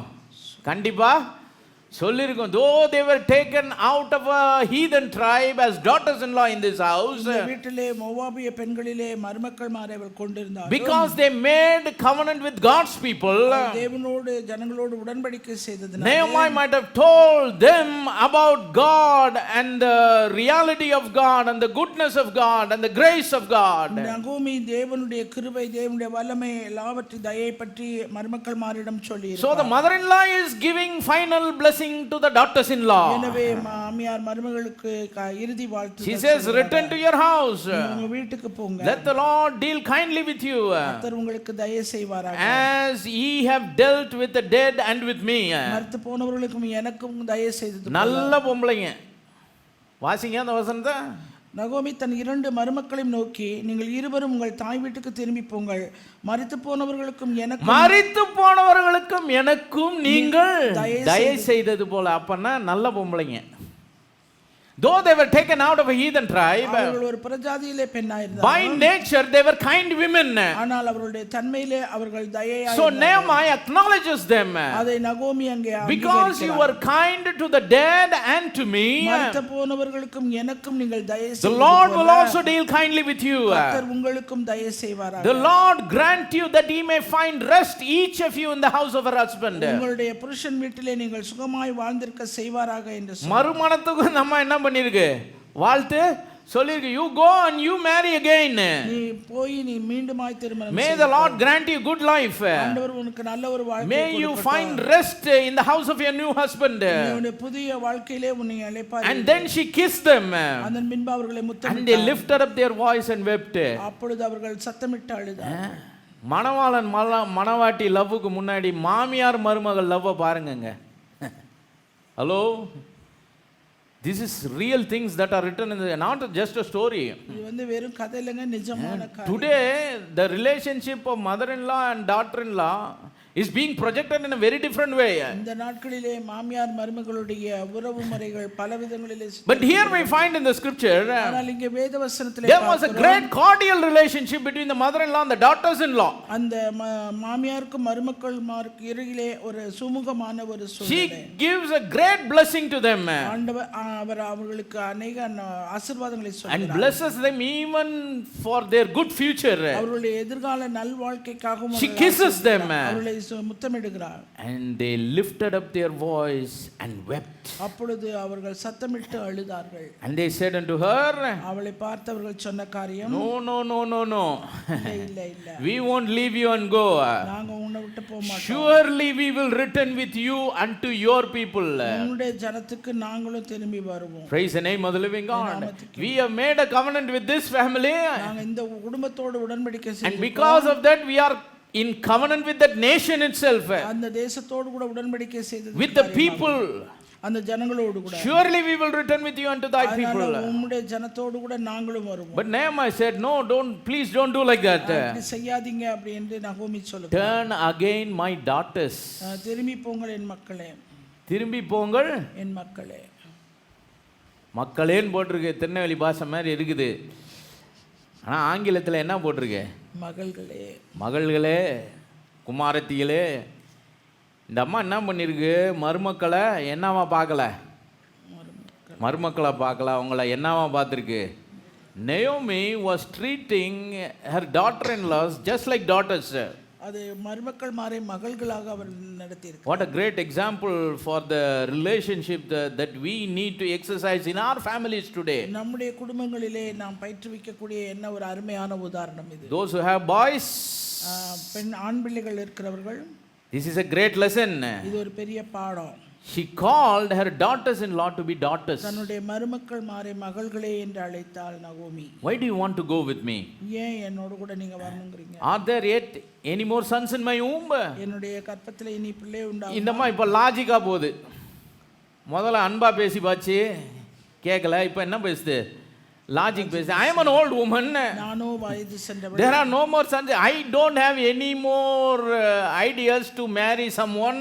இனிமேலும் நான் போய் வாழ்க்கைப்படுவதற்கு எனக்கு ஒன்றுமில்லை. And have sons that you should become the wives of that son that will be born. அப்படியே எனக்கு பிறக்கிற ஒரு பிள்ளைக்கு நீங்க மனைவிகள் ஆக. Again she says, turn again. அதனால் நீங்கள் திரும்பி போங்க. Go your way, my daughters. உங்கள் வழியே நீங்க போங்க. I am too old to have an husband. நான் வயது சென்றவளானே. If I should say I have hope, if I should have an husband also tonight and also bear sons. ஒரு புருஷனுடன் வாழத்தக்கவளில் அப்படிப்பட்ட நம்பிக்கை எனக்கு உண்டாயிருக்கு. இன்னைக்கே கல்யாணம் பண்ணி இன்னையில இருந்து 10 மாசத்துல ஒரு குழந்தை பிறந்துன்னு வச்சுக்க, அது வளர்ந்து வர வரைக்கும் நீ என்ன ஆயிடுவ? கிளவி ஆயிடுவ. That's what she is trying to say. அதைத்தான் அவள் சொல்ல She was முயற்சிக்கிறார். putting forth a logical, அங்கே practical argument. அனுபவ ரீதியாய் நடைபெற போகிற ஒரு காரியத்தை அவள் சொல்லுகிறார். அன்பா சொல்லி பாச்சு போல இப்போ என்ன பிராக்டிக்கலா என்ன பண்ணுது? பேசுது இந்த அம்மா. Verse number 13. 13ஆம் வசனம். Would he tarry for them till they were grown? அவர்கள் பெரியவர்களாக மட்டும். Would he stay for them from having husbands? புருஷருக்கு வாழ்க்கைப்படாதபடிக்கு நீங்கள் பொறுத்திருப்பீர்களோ? Nay, my daughters, for it grieveth me much for your sake that the hand of the Lord is gone out against me. அது கூடாது என் மக்களே, கர்த்தருடைய கை எனக்கு விரோதமாய் இருக்கிறதுனால் உங்கள் நிமித்தம் எனக்கு மிகுந்த விசனம் இருக்கிறது என்றார். கர்த்தருடைய கை எப்படி இருக்குதா? விரோதமாய் இருக்கு. எனக்கு விரோதமாய். See, when we generally look at the trend of the Jewish people, இந்த யூத ஜனங்களுடைய காரியங்களை பொதுவாக நாம் பார்க்கும்போது, whenever they repent, எப்பொழுதெல்லாம் அவர்கள் மனம் திருந்துகிறார்கள், ஏதோ ஒரு தப்பை செய்து திருந்தும் பொழுது அவங்க சொல்ற ஒரு காரியம் என்னன்னா, ஆண்டவர் எங்களை கைவிட்டாரு, ஆண்டவர் எங்களுக்கு எதிராக திரும்பிட்டாரு. ஆனால் அதுக்கு முன்னாடி இவங்க என்ன பண்ணோன்றதை என்ன பண்ணிடுவாங்க? That's the trend of the Jewish people. Time and again we can read it in the scripture. வேதவசனத்திலே நாம் வாசிக்கலாம் மறுபடியுமாக. They, because of their mistake, அவர்களுடைய தவறுகளினால், they will go and end up in some problem. அவர்கள் ஏதோ ஒரு பிரச்சனையில போய் முடிவடைவார்கள். They will end up in some kind of captivity. ஏதோ ஒரு அடிமைத்தனத்துக்குள்ளாவார்கள். But in that captivity they will come to a realization. அந்த அடிமைத்தனத்தில் அந்த பிரச்சனையின் இறுதியிலே ஒரு மனந்திரும்புதலுக்குள்ளே வருவார்கள். And when they come to a realization, அவர்கள் அந்த உணர்வுக்குள்ளே வரும்போது, they always will say, "Oh Lord, you have turned your face against us." Because of the problem, because of the circumstances. So even Nehemiah, because of all the bitter things that were happening one after the other, she lamented and said, "Oh, the hand of the Lord has turned against me."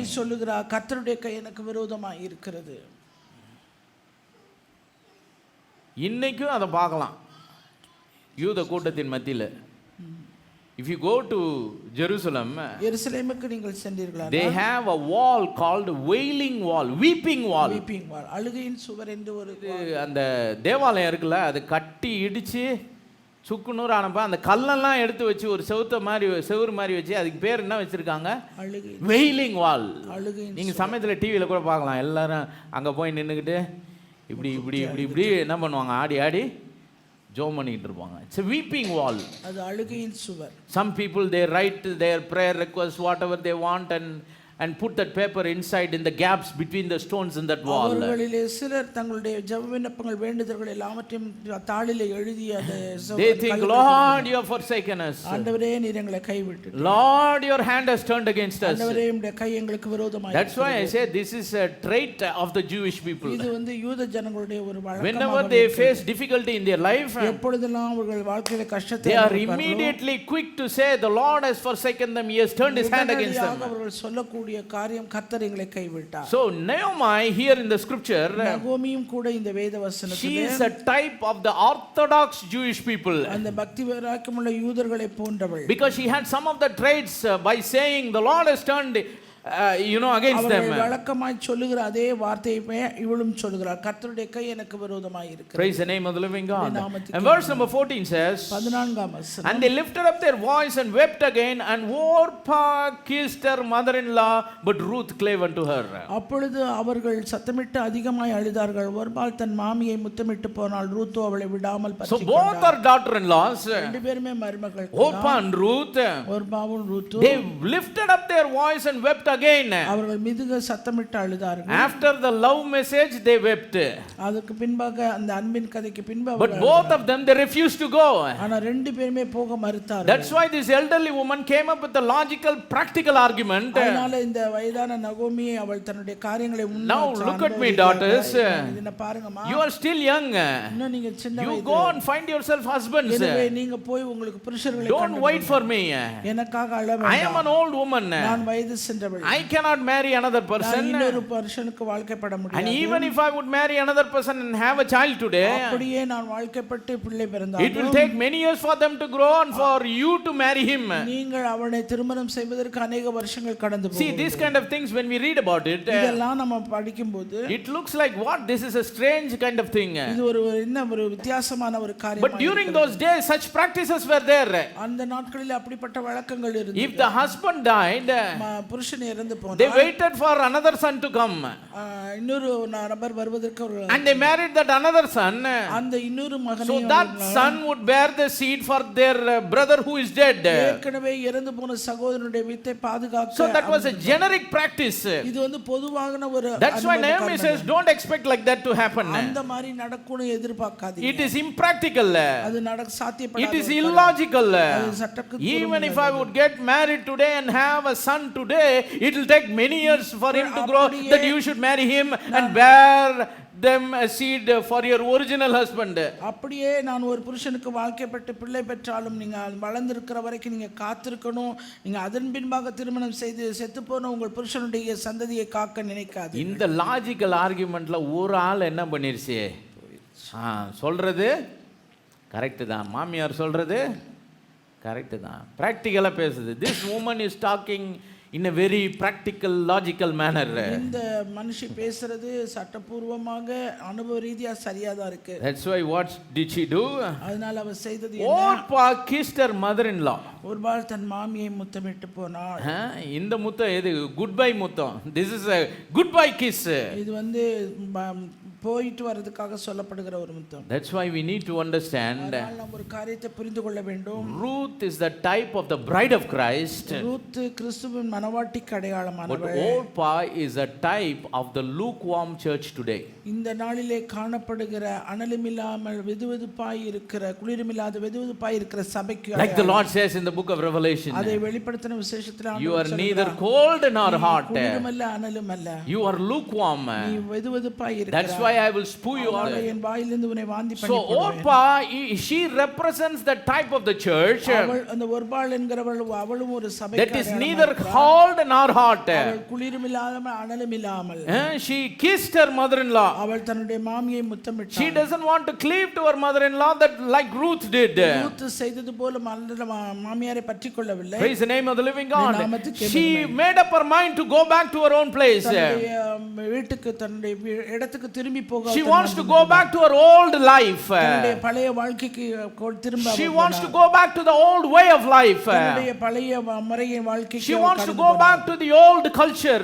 அந்த பழைய கலாச்சாரத்துக்கு அவள் திரும்பி She wants to go back to her old practices. தன்னுடைய பழைய காரியங்களுக்கு அவள் திரும்பி See, there are people in the church of the living God இந்த நாளிலும் தேவனுடைய சபையிலே with this type of the mindset of Oprah. இப்படி ஒருபாளை போன்ற மனநிலை உடையவர்கள் They just want to go back from where the Lord redeemed them from. எந்த இடத்திலிருந்து அவர்களை மீட்டெடுத்தாரோ அந்த இடத்துக்கு அவர்கள் See, if Orpah would have been really thankful, உண்மையாகவே ஒருபாள் நன்றியுள்ளவளாய் if she would have been really mindful of the revelation that God has given her, ஆண்டவர் அவளுக்கு கொடுத்த வெளிப்பாடை அவள் பெற்றவளாய் இருந்தாள். if she would have been mindful of the place and the position that God gave her, though she was from a heathen land, அவள் ஒரு பிரஜாதி பெண்ணாய் இருந்தும் ஆண்டவர் அவளுக்கு கொடுத்த ஸ்தானத்தையும் நிலைமையும் அவள் she உணர்ந்து would not பார்த்தாள். have done what she did here. அவள் இங்கே செய்தது போல அவள் செய்திருக்க She முடியாது. wanted to go back from where the Lord redeemed her எந்த from. இடத்திலிருந்து ஆண்டவர் அவளை மீட்டெடுத்தாரோ அந்த இடத்துக்கு அவள் So திரும்பி as we are believers in Christ today, இந்த நாளிலே கிறிஸ்துவுக்குள் we விசுவாசிகளாய் also இருக்கிறோம். have to be mindful of this fact.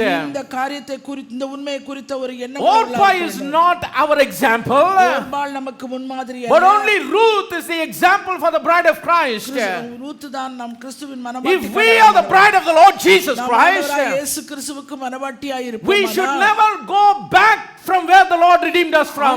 நம்ம எங்கே இருந்து மீட்டெடுத்தாரோ அந்த இடத்துக்கு நாம் திரும்பி போக மாட்டோம். We should never compromise நாம் எந்த விதத்திலும் ஒத்து and போக go back மாட்டோம். to the old ways, அந்த பழைய வழிகளுக்கு திரும்ப old மாட்டோம். mistakes, பழைய தவறுகளுக்கு திரும்ப old மாட்டோம். sins, பழைய உணர்வுக்கு திரும்ப old மாட்டோம். nature. பழைய தன்மைக்கு நாம் திரும்ப We மாட்டோம். need to cleave to the Lord. நாம் ஆண்டவரை விடாமல் பற்றிக் Like கொள்வோம். Ruth clave to her mother-in-law, Ruth எப்படி நகோமியை விடாமல் பற்றிக் we கொண்டாளோ have to cleave unto the God of the covenant that we have. நாம் கொண்டிருக்கிற உடன்படிக்கையும் ஆண்டவரையும் நாம் விடாமல் பற்றிக் The கொள்ள bride வேண்டும். will never turn back.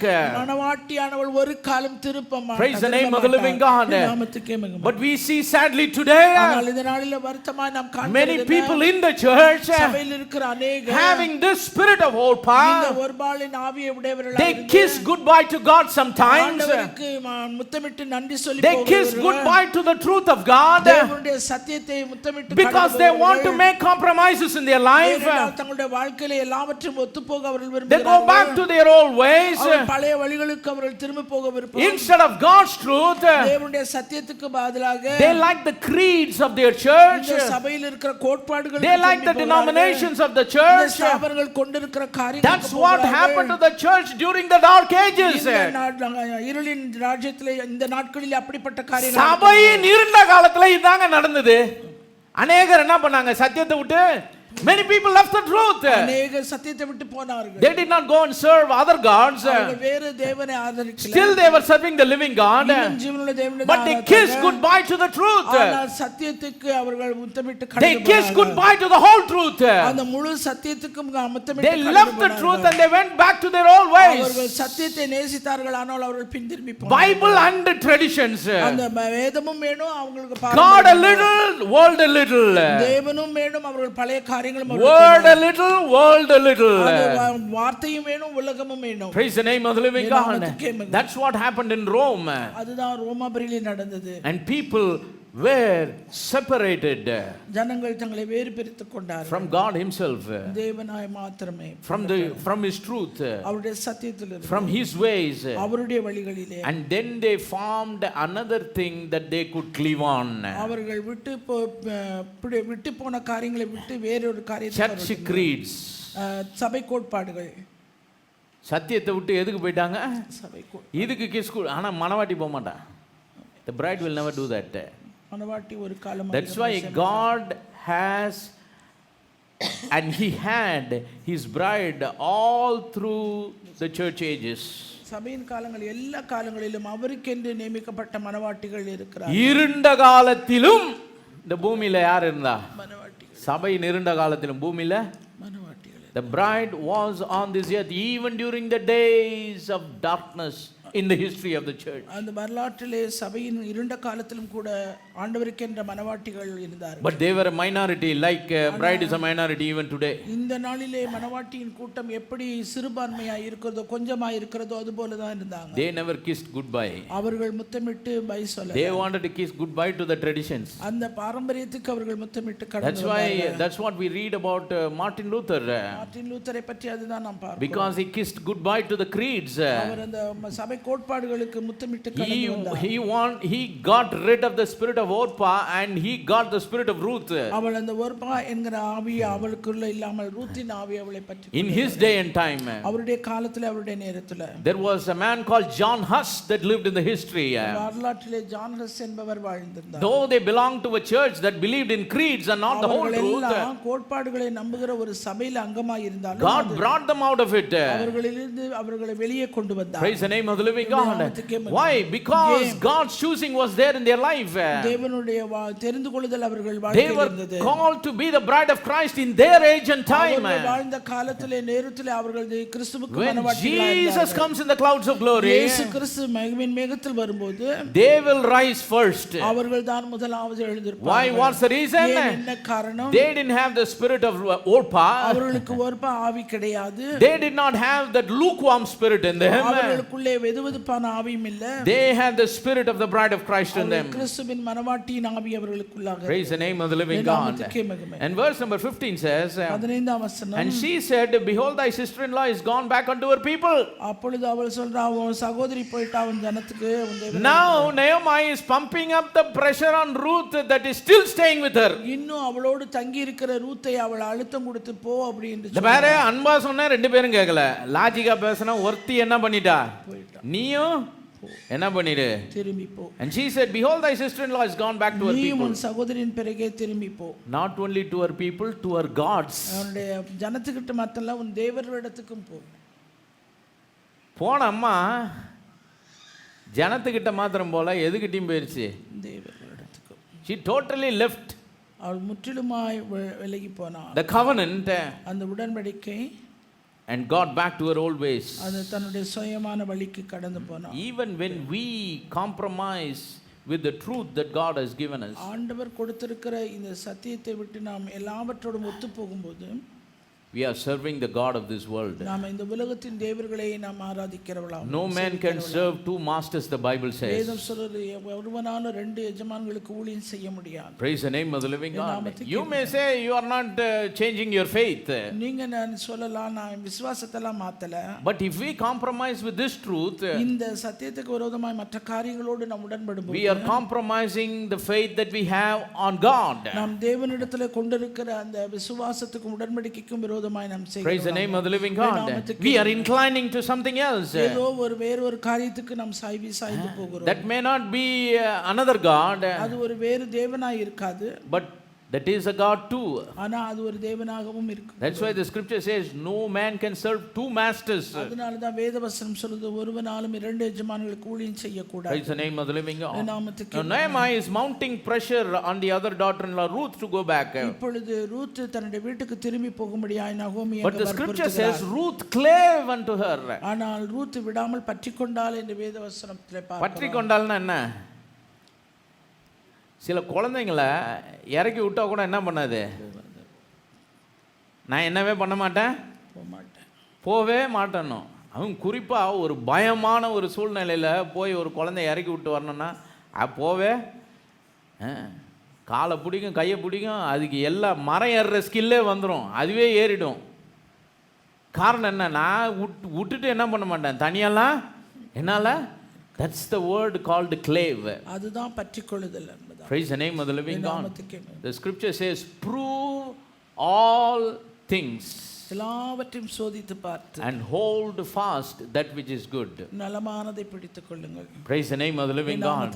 And Ruth said, Ruth சொல்கிறார், entreat me not to leave thee, நான் உம்மை பின்பற்றாமல் விட்டு திரும்பி போவதை குறித்து என்னோட பேச வேண்டாம், or to return from following after thee, உம்மை விட்டு போவதை குறித்து என்னோட பேச for வேண்டாம். whither thou goest I will go, நீ போகும் இடத்துக்கு நானும் வருவேன், where you lodge I will lodge, நீ தங்கும் இடத்திலே நானும் தங்குவேன், thy people shall be my people, உன்னுடைய ஜனம் என்னுடைய ஜனம், and thy God my God, உன்னுடைய தேவன் என்னுடைய தேவன், where you die I will நீ die, மரணமடையும் இடத்தில் நானும் மரணம் there will I be buried, அங்கே அடக்கம் பண்ணப்படுவேன். the Lord do so to me and more also, if aught but death part thee and me. மரணமே அல்லாமல் வேறொன்றும் உம்மை விட்டு என்னை பிரித்தால் கர்த்தர் அதற்கு சரியாகவும் அதுக்கு அதிகமாகவும் எனக்கு செய்ய கடவர். Praise the name of the living God.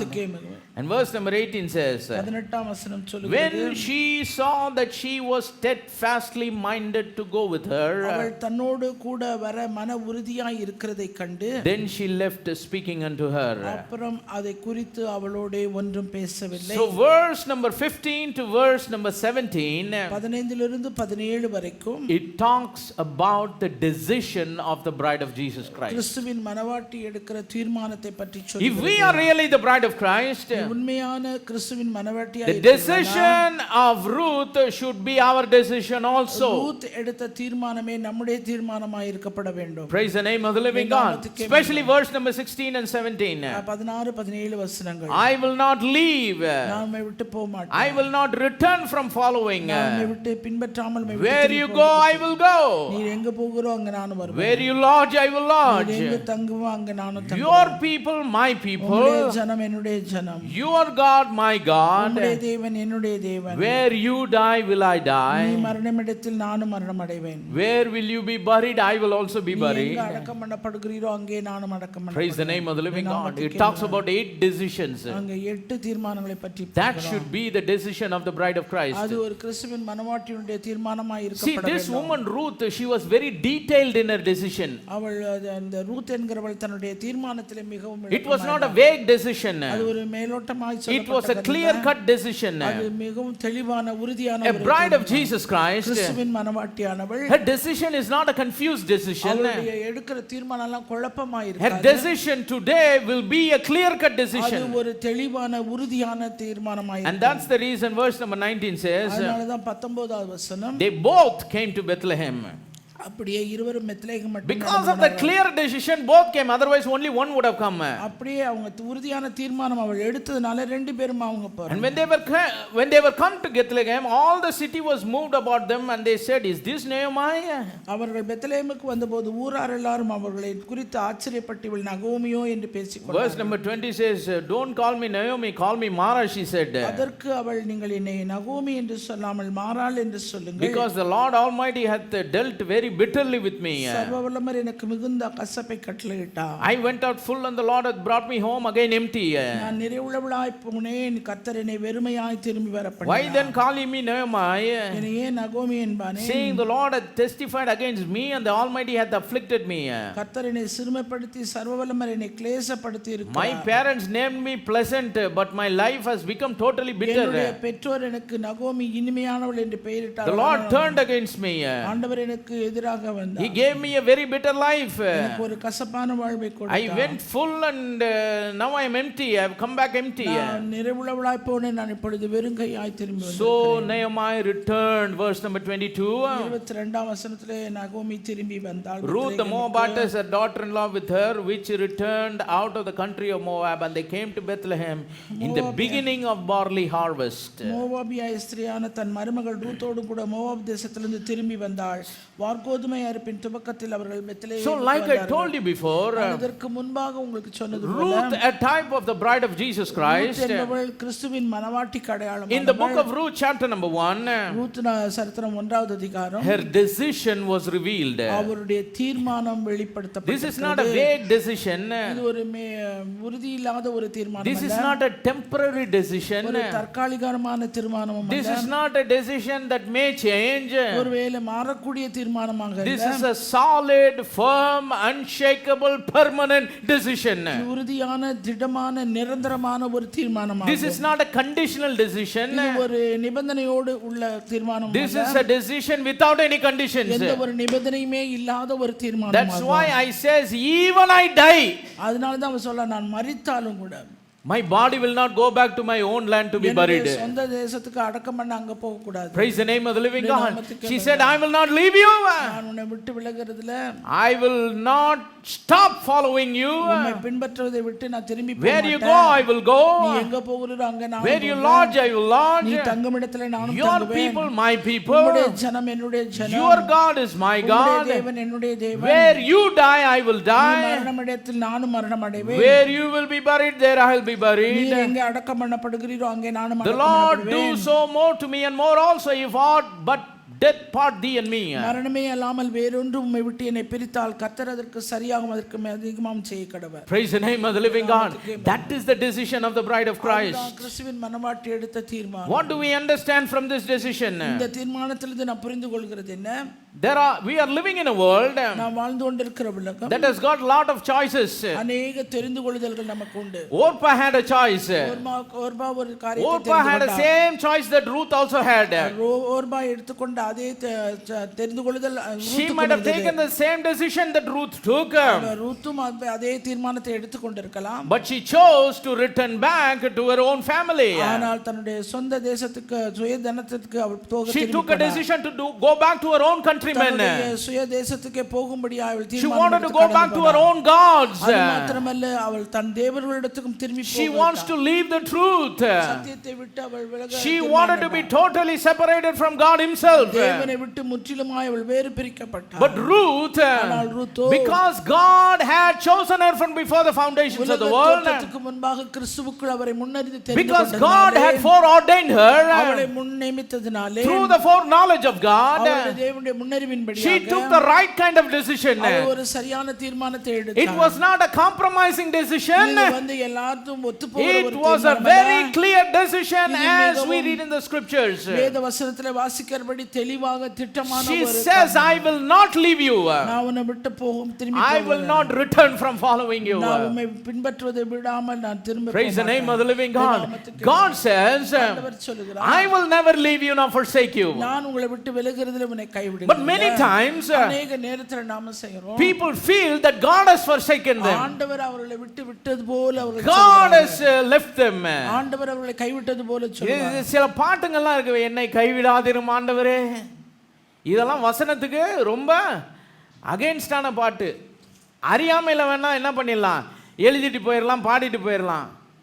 என்னை கைவிடாதிரும் ஆண்டவரேன்னு எப்படி ஒரு விசுவாசி பாட முடியும்? ஏன்னா அவரு சொல்லியிருக்கார், நான் உன்னை விட்டு விலகுவதும் இல்லை, உன்னை அப்படி சொல்றவர்கிட்ட என்னை கைவிடாதிரு ஆண்டவரேன்னு பாடுறது அவர் காதுல அதெல்லாம் கெட்ட வார்த்தையா இருக்கும். ஓ லார்ட் டோன்ட் லீவ் மீ, ஆண்டவரே என்னை கைவிட்டு. ஆர்த்தடாக்ஸ் ஜூஸ் மாதிரி பண்ணக்கூடாது. பக்தி வைராக்கியமுள்ள யூதர்கள் செய்கிறது போல. The Christian believers are not Orthodox Jews. இந்த கிறிஸ்தவ விசுவாசிகள் The real bride of Christ, உண்மையுள்ள கிறிஸ்துவின் மனவாட்டியானவள், she knows, அவளுக்கு தெரியும், my God will never leave me nor forsake me. தேவன் என்னை ஒரு காலம் விட்டு விலக மாட்டார், கைவிட மாட்டார். But only way I can leave him. நான் அவரை விட்டாதான். என்னை கைவிடாதிரும் ஆண்டவரேன்னு பாட்டு வாயில வந்துச்சுன்னா என்ன அர்த்தம்னா, அவரு விலகல, நான் என்ன பண்ணிட்டேன், விலகிட்டேன் அவர்கிட்ட இருந்து. விலகி. But this woman says, ஆனால் இந்த மனுஷி Ruth, the type of the bride of the Lord Jesus Christ, கிறிஸ்துவின் மனவாட்டிக்கு அடையாளமான ரூத் சொல்லுகிறாள், don't ask me to leave you. உன்னை விட்டு திரும்பி போறத பத்தி I will not leave you. நான் உன்னை விட்டு விட மாட்டேன். Praise the name of the living God. I will not return from following you. உம்மை பின்பற்றாமல் உம்மை விட்டு திரும்பி போவதை. See, how can this woman say this statement? இந்த விதமான ஒரு காரியத்தை எப்படி அவளால் சொல்ல முடியும்? Because this woman ஏனென்றால் இவள் had the revelation அந்த வெளிப்பாடு உண்டாயிருந்தது. and the understanding ஒரு புரிந்துகொள்ளுதல் உண்டாயிருந்தது. that the God of Naomi நகோமியின் தேவன் is the real God. உண்மையான தேவன். Praise the name of the living God. Because she had the revelation of the reality of the Almighty God. அந்த சர்வ வல்லமையுள்ள தேவனுடைய நிஜத்தை அவள் வெளிப்படுத்தினாள். She took this solid decision. அதனால ஒரு தீர்மானம் I will never leave you. நான் உன்னை விட்டு போக மாட்டேன். I will never stop from following you. நான் உன்னை பின்பற்றுவதை விட்டு திரும்பி போக மாட்டேன். Wherever you go, I will go. நீ எங்க போகிறீரோ அங்கே நான் வருவேன். Because Ruth in her day and time, ஏனென்றால் ரூத் தான் வாழ்ந்த அந்த காலத்தில் she had that little understanding அவளுக்கு இருந்த ஒரு கொஞ்சம் that புரிந்துகொள்ளுதல். her mother-in-law, அவளுடைய மாமியார் she மூலமாக கேட்டது. serves a God that is true. அவள் ஆராதிக்கிற தேவன் சேவிக்கிற தேவன் உண்மையுள்ள தேவன். Though she was complaining about God, தேவனை குறித்து எந்த புகாரும் she had the revelation அவளுக்கு ஒரு வெளிப்பாடு உண்டாயிற்று. because of the grace of God, தேவனுடைய கிருபையினாலே, because of the choosing of God, தேவனை தெரிந்து கொண்டதினாலே, because of the election of God, தேவனுடைய that முன்னேறினாலே, the God of Naomi is the real God. நகோமியின் தேவன் உண்மையான தேவன். And that's why she also says, அதனாலதான் அவளும் சொல்றா, wherever you go, I will go. நீ எங்க போறியோ அங்க நானும் வருவேன். Ruth understood one thing. Ruth ஒரு காரியத்தை புரிந்து கொண்டாள். Naomi is traveling in her life according to the leading of her God. நகோமி தன்னுடைய வாழ்க்கையில் அவள் பயணப்பட்டு போறதெல்லாம் கர்த்தருடைய வழிநடத்தலின்படி போகிறாள். Praise the name of the living God. If I follow this woman, நான் இந்த மனுஷியை பின்பற்றி I will also follow the leading of God. நான் தேவனுடைய நடத்துதலை பின்பற்ற That's why she says, அதனாலதான் அவள் சொல்றா, wherever you go, I will go.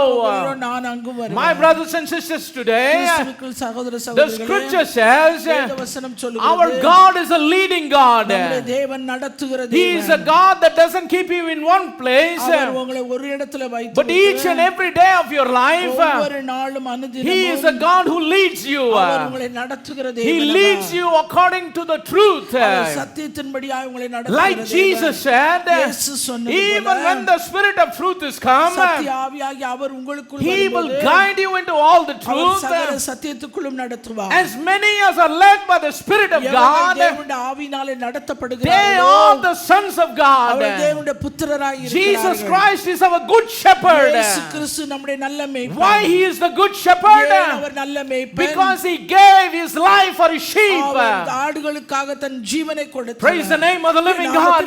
The bride of Jesus Christ கிறிஸ்துவின் மணவாட்டியானவள் is following after the bridegroom அந்த மணவாளனை பின்பற்றி because போவார். it's the bridegroom that gave his life for the bride. ஏனென்றால் மணவாளன் மணவாட்டிக்காக தன் ஜீவனை Praise the name of the living கொடுத்தார். God. நாமத்துக்கே Like the first woman, எப்படி அந்த முதல் மனுஷி, like the first Eve அந்த முதல் ஏவாள் was taken out of the sides of first Adam, அந்த முதல் மனுஷனாகிய ஆதாமின் விழாவிலிருந்து our எடுக்கப்பட்டாரோ, bridegroom, நம்முடைய மணவாளன் when he died on the cross of Calvary, சிலுவையிலே the மரித்தபோது scripture says வேதவசனம் they சொல்கிறது, drove a spear in his side, அவருடைய வீட்டிலே விழாவினாலே குத்தினார்கள். and from that piercing, அந்த இடத்திலே இருந்து blood and water came forth out of the body of Christ, தண்ணீரும் வந்தது இயேசுவின் and சரீரத்திலிருந்து. through that blood, அந்த இரத்தத்தின் மூலமாய் the bride of last Adam, அந்த இரண்டாம் ஆதாமுடைய மனைவியானவள், which is you and me, நீங்களும் நானும் we were taken out of his side. அவருடைய விழாவிலிருந்து That's எடுக்கப்பட்டோம். why he loves us. அதனால அவர் நம்மை அன்பு கூர்ந்தார். That's why he leads us. அதனால அவர் நம்மை நடத்துகிறார். That's why he guides us அதனால அவர் நம்மை வழிநடத்துகிறார். according to all the truth, சகல சத்தியத்தின்படி நடத்துகிறார். according to his perfect will. அவருடைய பரிபூர்ண சித்தத்தின்படி But we as a bride of Christ ஆனால் கிறிஸ்துவின் மனவாட்டியாய் must இருக்கிற take a நாம் decision தீர்மானம் எடுக்க that வேண்டும். I will follow after his leading. நான் அவரை பிற்றி பின்பற்றி போக Like Ruth, the perfect type of the bride of Christ, பரிபூர்ண மாதிரியாகிய ரூத் like எடுத்தாளோ, she told Naomi, அவள் நகோமியிடம் எப்படி wherever சொன்னாளோ, you go, I will go. நீ எங்கே போகிறீரோ அங்கே நானும் The வருவேன். bride of Christ today, இயேசுவின் மணவாட்டியானவள் இன்றைய நாளிலே she has a resolved, resolute decision, தன்னுடைய தீர்மானத்திலே இப்படிப்பட்டதான ஒரு உறுதியும் திடமும் a இருக்கப்பட வேண்டும். clear-cut decision. ஒரு தெளிவானதாய் இருக்கப்பட வேண்டும். It's not a vague decision, அது ஒரு அளவுபடுகிறதா but it's a இருக்கப்படாது. firm, unshakable decision அசைக்க முடியாத உறுதியான that I will follow after him. நான் அவரை மாத்திரமே பின்பற்றி Though I போவேன். have many choices in this world, உலகத்திலே எனக்கு அநேக தெரிந்து கொள்ளுதல் I will இருந்தாலும் follow only after நான் அவரை him. மட்டுமே பின்பற்றி I போவேன். will follow after what he our says. என்ன சொல்லுகிறாரோ அதை மட்டுமே I நான் will பின்பற்றி follow போவேன். after his will for my அவருடைய life. சித்தத்தை மாத்திரமே நான் பின்பற்றி I will கடந்து follow போவேன். after the plan of God for my தேவனுடைய life. திட்டத்தை மாத்திரமே நான் I பின்பற்றி will போவேன். fulfill the purpose of God in my life. தேவனுடைய நோக்கத்தை என் வாழ்க்கையில That's the decision of the bride of அதுதான் Christ. கிறிஸ்துவின் மணவாட்டினுடைய தீர்மானம். Praise the name of the living God. நாமத்துக்கே மகிமை. Wherever you go, I will go. நீங்க எங்க போகிறோ அங்கே நானும் வருவேன். Wherever you lodge, I will நீ lodge. எங்கே தங்கியோ அங்கே நானும் தங்குவேன். Praise the name of the living God. நாமத்துக்கே மகிமை. God doesn't lead us sometimes in steps 24 hours a day. 24 மணி நேரமும் தேவன் நம்மை ஒரே நிலையிலே வழி நடத்துகிறது இல்ல. Sometimes his leading will be lodging. சில நேரத்துல நடத்துவாரு, சில நேரத்துல தங்க வைப்பாரு. தங்க வைப்பதே அவர் நடத்துதலா? எடுக்கணும். அவர் சும்மா இருக்க சொன்னா சும்மா இருக்கணும். The children of Israel, இஸ்ரவேல் புத்திரர் they had pillar of fire and the pillar of cloud. அவர்களுக்கு அக்னி ஸ்தம்பம் மேக ஸ்தம்பம் ரெண்டு இருந்தது. Pillar of cloud by day, pillar of fire by night. அக்னி ஸ்தம்பம் இரவிலும் மேக ஸ்தம்பம் பகலிலும். Like we have the leading of the Holy Spirit, எப்படி பரிசுத்த ஆவியானவர் நடத்துதல் நமக்கு they had a visible pillar of fire and the pillar of cloud that was literally leading them.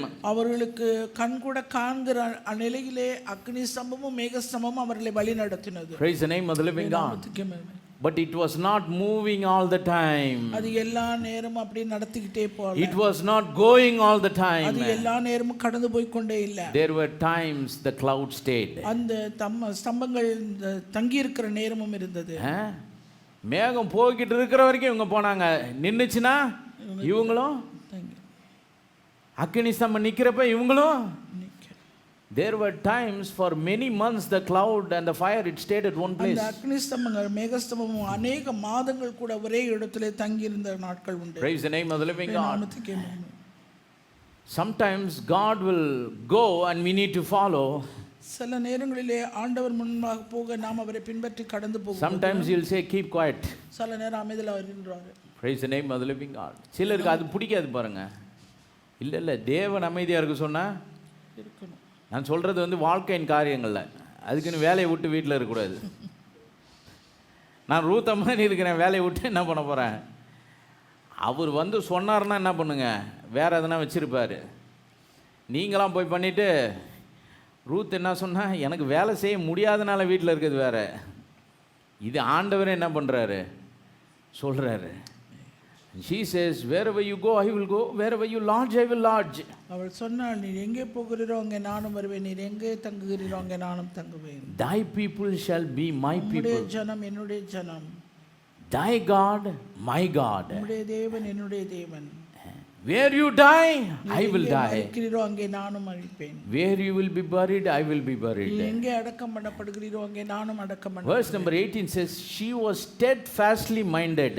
அவ திரும்பி போறத குறித்து அவளுக்கு உறுதியான மனதியாய் இருக்கிறதுனால, தன்னோடு கூட வர மன உறுதியாய் இருக்கிறதை கண்டு, மன உறுதியாய் இருக்கிறதை கண்டு, தீர்மானத்தில் என்ன இருக்கணும்? மன உறுதி இருக்கணும். உறுதி இருக்கணும். அந்த உறுதி இருந்தால் இன்னைக்கு ஒரு தீர்மானம், டுமாரோ another decision, நாளைக்கு இன்னொரு தீர்மானம். Some people they change their decision according to time and according to circumstances. சிலர் இருக்கிறார்கள், தங்களுடைய நேரத்துக்கு, சூழ்நிலைகளுக்கு, சந்தர்ப்பங்களுக்கு ஏற்ப தங்கள் தீர்மானங்களை மாற்றிக்கொண்டே இருப்பார்கள். Sometimes you tell people the truth. சில நேரத்துல ஜனங்களிடத்தில் சத்தியத்தை சொல்லும்போது அவங்க சொல்ற ஒரு ஆர்குமெண்ட் என்னன்னா, for this time brother this won't work out. இந்த காலத்துல என்ன ஆகாது, வேலைக்காகாது. காலம் மாறலாம், வேதம் மாறாது. ஆமென். Praise the name of the living God. உம்முடைய நாமத்துக்கே மகிமை. அப்படியானதுனால இப்போ என்ன ஒரு ட்ரெண்டு போய்கிட்டு இருக்கு, ஓர்பாவின் ஆவி காலத்துக்கு ஏற்ற மாதிரி இதை மாத்துறதுக்கு என்ன பண்ணுது, முயற்சி பண்றோம். இது சர்ப்பத்தின் ஆவி. Genesis 3 spirit. ஆதியாகமம் 3வது அதிகாரத்தின்படியான The voice of the serpent அந்த சர்ப்பத்தினுடைய ஆவி will change the word according to the convenience, according to the time, according to the காலத்துக்கு circumstances. ஏற்ப சூழ்நிலைக்கு ஏற்ப சந்தர்ப்பத்திற்கு ஏற்ப வார்த்தைகளை மாற்றக்கூடும். But as God never changes, His truth never changes. தேவன் மாறாதவர், அவருடைய சத்தியமும் மாறாதது. If He says this is the way, this is the way, that's all. இதுதான் வழி, இதுதான் அப்படிதான் அப்படி என்று சொல்லி. Praise the name of the living God. Yes, time will change, காலங்கள் மாறக்கூடும். but His word will never change. ஆனால் அவருடைய வார்த்தை ஒரு காலம் மாறுகிறது. Praise the name of the living God. நாமத்துக்கே மகிமை. When Peter preached on the day of Pentecost, Pentecost நாளிலே பேதுரு பிரசங்கித்தபோது he did not have a building like this. அவர்களுக்கு விதமான He விசுவாசம், did not have any air conditioning. எந்த ஒரு ஏர் கண்டிஷன் He வசதி, did not have any public announcing system, PA system. இந்த PA system எதுவும் They கிடையாது. didn't have any mic or musical instruments. அவர்களுக்கு இசைக்கருவிகள் கிடையாது, மைக்கு கிடையாது. That was a different time. அது ஒரு வித்தியாசப்பட்ட All காலம். those convenience that we have now, it was not present at the time. இந்த நாட்களிலே நமக்கு இருக்கிற எல்லா சௌகரியங்களும் அந்த Yes, but நாட்களிலே now we have all of these things. ஆனா இப்ப நமக்கு இவைகள் எல்லாம் உண்டாயிருக்கிறது. But the message has never changed. ஆனால் செய்தி ஒன்றும் இன்றைக்கு Praise the name of the living God. Jesus Christ never changed. இயேசு கிறிஸ்துவும் மாறவில்லை. We are preaching the same Christ Jesus that Peter preached. இயேசு கிறிஸ்துவையே பேதுரு பிரசங்கித்த அதே இயேசு The கிறிஸ்துவை same gospel that Peter preached. பேதுரு பிரசங்கித்த அதே சுவிசேஷத்தையே நாம் The same பிரசங்கிக்கிறோம். preaching that heaven acknowledged, the same preaching we are preaching today. அந்த பரலோகம் ஏற்றுக்கொள்ள அங்கீகரிக்கிற அதே வசனத்தை தான் இந்த நாட்டிலே நாம் Same repentance, அதே மனம் திரும்புதல், same baptism by immersion in the name of the Lord Jesus Christ, ஞானஸ்நானம் எடுக்கிற ஞானஸ்நானம், same gift of the Holy Ghost. பரிசுத்த ஆவியின் அதே வரங்கள். Praise the name of the living God. The word of God never changes. தேவனுடைய வார்த்தை ஒரு காலம் அது மாறுகிறது இல்லை. But today what do we see in the Christian world? ஆனால் கிறிஸ்தவ உலகத்திலே நாம் காண்கிறது என்ன? When you show these scriptures, இந்த வேத வசனங்களை காண்பித்தீர்கள், when you talk about baptism in the name of Jesus ஆண்டவராகிய Christ, இயேசு கிறிஸ்துவின் நாமத்தினாலே ஞானஸ்நானம் they say no, no, no, no, no, that's not right. அது சரியில்லை. When you talk about the baptism of the Holy Spirit, பரிசுத்த ஆவியினாலே ஞானஸ்நானம் பெற வேண்டும் என்று they say சொன்னார். no, no, no, no, no, we are living in a different time. நாம் வாழ்கிறது வித்தியாசப்பட்ட காலத்தில் Those வாழ்கிறோம். days are gone. அந்த காலங்கள் கடந்து போயிற்று. Days of the gifts and miracles have gone. அது அற்புதங்கள், அடையாளங்கள், வரங்கள் எல்லாம் முடிந்து That போயிற்று. spirit of Orpah. அது ஓர்பாலின் ஆவி. Praise the name of the living God. But the spirit of Ruth, ஆனால் ரூத்தின் ஆவி it says yes and amen. ஆம் ஆமென் என்று சொல்லும். It doesn't say selectively yes and அது amen. குறிப்பா தேர்ந்தெடுத்து சொல்லாது. From the beginning to the end, ஆரம்பத்திலிருந்து முடிவு to வரைக்கும் each and every word that God says, ஆண்டவர் சொல்லுகிற ஒவ்வொரு வார்த்தைக்கும் without adding anything or deleting எதையும் anything, சேர்க்காமல் எதையும் அதிலிருந்து எடுத்து போடாமல் the spirit of the bride of Christ கிறிஸ்துவின் மனவாட்டியின் ஆவி is saying yes and amen. அது ஆம் என்றும் ஆமென் என்றும் சொல்லும். எல்லாம் Praise the name of the living God. If God says this is the way, ஆண்டவர் இதுதான் வழி என்று He சொன்னார், says yes and amen to that. ஆமென் என்று If சொல்லுவார். God says this is not the way, இது சரியில்லை என்று அவர் சொன்னாரானால் she says yes and amen to that. அதற்கு மனவாட்டியானவள் ஆம் என்றும் ஆமென் என்று She சொல்லுவார். adds nothing to it. அதோடு எதையும் அவள் She takes away nothing from அதிலிருந்து it. எதையும் எடுத்து போடுகிறதும் She இல்ல, manipulates nothing. அதை ஒன்றி மாற்றுகிறதும் இல்ல. She takes it all just like God has said. ஆண்டவர் சொல்லுகிறதை அப்படியே எடுத்துக்கொள்ளக்கூடியவர். Praise the name of the living God. நாமத்துக்கே மகிமை. She not only says yes and amen with her mouth, அவள் வெறும் வாயினால மட்டும் ஆமென் ஆமென் she என்று says சொல்லுகிறதில்ல. yes and amen in her heart. தன்னுடைய இருதயத்திலும் அவிதமாய் She சொல்லுவாள். says yes and amen in her mind. அந்த சிந்தையிலும் ஆமென் என்றும் ஆமென் என்று She says சொல்லுவாள். yes and amen with her faith. தன்னுடைய விசுவாசத்துக்கும் ஆமென் என்றும் And ஆமென் she என்று says சொல்லுவாள். yes and amen in her obedience. தன்னுடைய கீழ்ப்படிதலிலும் ஆமென் என்றும் ஆமென் என்று சொல்லக்கூடியவள். That's the decision of the bride of அதுதான் ஒரு Christ. கிறிஸ்துவின் மனவாட்டியினுடைய தீர்மானம். It's a clear-cut decision. அது ஒரு மிகவும் தெளிவான இறுதியான ஒரு There தீர்மானம். there are no conditions. அதுல எந்த நிபந்தனையும் கிடையாது. That's why she said even if I die. அதனால தான் சொன்னா நான் மரித்தாலும் கூட. ஆனா இன்னைக்கு நிறைய பேர் கண்டிஷன் வச்சுட்டு ஆண்டவர்கிட்ட வராங்க. ஆண்டவர் இப்படி செய்தால் நான் இருப்பேன், இல்லையிட்டால் போயிடுவேன். போயிட்டு வா. Anybody can go. யார் வேணாலும் போகலாம். இது அன்பின் சிறை. This is a prison where the prison bars are made out of the love of God. தேவனுடைய அன்பினாலே செய்யப்பட்ட ஒரு சிறையாகும் இது. Praise the name of the living God. இது இரும்பு கம்பியினால் செய்யப்பட்ட சிறைச்சாலை இல்ல, இது அன்பினால் கட்டப்பட்ட சிறைச்சாலை. Like you came, anybody can leave. அதுபோல எப்படி வந்தீங்களோ யார் போகணும்னாலும் போகலாம். But the bride of Christ will never ஆனால் leave. கிறிஸ்துவின் மணவாட்டி என்றைக்குமே கடந்து That's the spirit of the bride of Christ. அதுதான் கிறிஸ்துவின் மணவாட்டி. It's a clear-cut decision. அது மிகவும் தெளிவான. You don't base any conditions for God for your faith. உங்களுடைய விசுவாசத்தை நீங்க தேவன் மீது கொண்டிருக்கிற விசுவாசத்துக்கு எந்த ஒரு நிபந்தனையும் நீங்கள் வைக்க வேண்டிய He is like we are bound in a covenant with him. அவரோடு கூட ஒரு உடன்படிக்கையோடு நாம் கட்டப்பட்டிருக்கிறோம். He is also bound with the covenant to us. அவரும் நமக்கு உடன்படிக்கையினாலே கட்டப்பட்டிருக்கிறார். He has promised. அவர் வாக்குத்தத்தம் He has said yes and amen to that. அதற்கு ஆமென் என்றும் ஆமென் என்றும் He will fulfill that. அதை அவர் நிறைவேற்றுவார். Praise the name of the living God. Whether I live, whether I die. நான் வாழ்ந்தாலும் சரி மரித்தாலும் சரி. Ruth, the type of the bride of Jesus Christ. Ruth கிறிஸ்துவின் மணவாட்டிக்கு அடையாளமானவர். She says, I will never leave you. நான் உம்மை விட்டு திரும்பி போக I will never forsake you. நான் உன்னை விட்டு விலக I மாட்டேன். will never go back. நான் திரும்பி போக மாட்டேன். Wherever you go, I will நீ go. எங்கே போகிறீரோ அங்கே நானும் வருவேன். I will not stop following after you. நான் உம்மை பின்பற்றாமல் உம்மை விட்டு Wherever you lodge, I will lodge. நீ தங்கும் இடத்திலே நானும் தங்குவேன். Wherever you die, I will நீ die. எங்கே மரிக்கிறீரோ அங்கே நானும் Wherever you மரிப்பேன். will be buried, I will be நீ buried. அடக்கம் பண்ணுகிற இடத்திலே நானும் அடக்கம் பண்ணப்படுவேன். Jesus died. இயேசு மரித்தார். We need to die to sins. நாம் பாவத்துக்கு மரிக்க வேண்டும். Jesus was buried. இயேசு அடக்கம் பண்ணப்பட்டார். Our sins need to be buried. நம்முடைய பாவங்கள் அடக்கம் பண்ணப்பட வேண்டும். That's how we walk in the newness of life. அப்படிதான் நாம் புதிதான ஜீவனுள்ளவர்களாய் நடக்க வேண்டும். Unconditional decision. ஒரு நிபந்தனையற்ற ஒரு வாழ்க்கை. In Luke chapter number 9, லூக்கா 9வது அதிகாரம் Jesus was talking about three types of people. மூன்று விதமான ஜனங்களை குறித்து ஆண்டவர் அங்கே பேசுகிறார். One man, ஒரு மனுஷன் he voluntarily came and said, I will follow you wherever you go. நீ எங்கே போகிறீரோ அங்கெல்லாம் வந்து நான் உம்மை பின்பற்றுவேன் என்று ஒரு மனுஷன் Jesus said, foxes have holes, birds have nests, அதுக்கு ஆண்டவர் சொன்னார் நரிகளுக்கு குழி ஆகாயத்து பறவைகளுக்கு கூடு but the Son of Man had nowhere to lay his head. மனுஷகுமாரனுக்கோ தலை சாய்க்க இடமில்லை என்றார். Praise the name of the living God. So Jesus was warning him, இயேசு அவனை எச்சரித்தார். it's good that you are going to follow நீ me, என்ன பின்பற்றுகிறேன்னு சொல்ற. but sometimes it's going to be difficult. ஆனா அது மிகவும் கடினமான ஒரு காரியம் சில நேரம். Praise the name of the living God. And Ruth understood the difficulty. Ruth அந்த கஷ்டத்தை அவள் நன்கு உணர்ந்தாள். That's why she said, if you die, I will also die. Wherever you die, I will die. நீ மரணம் அடைந்த இடத்தில் நானும் மரணம் அடைவேன். Wherever you are buried, I will be buried. நீ அடக்கம் பண்ணுகிற இடத்திலே நானும் அடக்கம் I am not going back. Come what may. என்ன வந்தாலும் சரி நான் திரும்பி போக மாட்டேன். Praise the name of the living God. Verse number 59, Luke 9 says, லூக்கா 9:15ல பாருங்க. here Jesus went to someone and said, follow me. அங்க ஆண்டவர் போய் சொல்றாரு நீ என்னை பின்பற்றி வா. 57ல ஒருத்தன் வாலண்டியரா வந்து நான் உம்மை பின்பற்றுகிறேன்னு சொல்றான். 59ல இயேசு போய் இன்னொருத்தங்கிட்ட follow me. என்னை பின்பற்றி வா. But he said, Lord, suffer me, let me go first and bury my father. அதற்கு ஆண்டவரே முன்பு நான் போய் என் தகப்பனை அடக்கம் பண்ண எனக்கு உத்தரவு கொடுக்க. He said, let the dead bury the dead, but thou go thou and preach the kingdom of God. அதற்கு இயேசு மரித்தோர் தங்கள் மரித்தோரை அடக்கம் பண்ணவிட்டு நீ போய் தேவனுடைய And another said in verse number 61, 61 வசனத்திலே வேறொருவன் வந்து I will follow after thee, ஆண்டவரே உம்மை பின்பற்றுவேன். but let me go and say goodbye to them that are in the house. ஆனால் முன்பு நான் போய் வீட்டில் இருக்கிறவரிடத்தில் அனுப்பிவித்துக் கொண்டு வரும்படி எனக்கு உத்தரவு But Jesus said, இயேசு சொன்னார், he's talking about the decision. அந்த தீர்மானத்தை பற்றி அவர் அங்கே சொல்லுகிறார். No man having put his hand to the plow and looking back is fit for the kingdom of God. அதற்கு இயேசு கலப்பையின் மேல் தன் கையை வைத்து பின்னிட்டு பார்க்கிற எவனும் தேவனுடைய ராஜ்யத்துக்கு தகுதி உள்ளவன் அல்ல. Praise the name of the living God.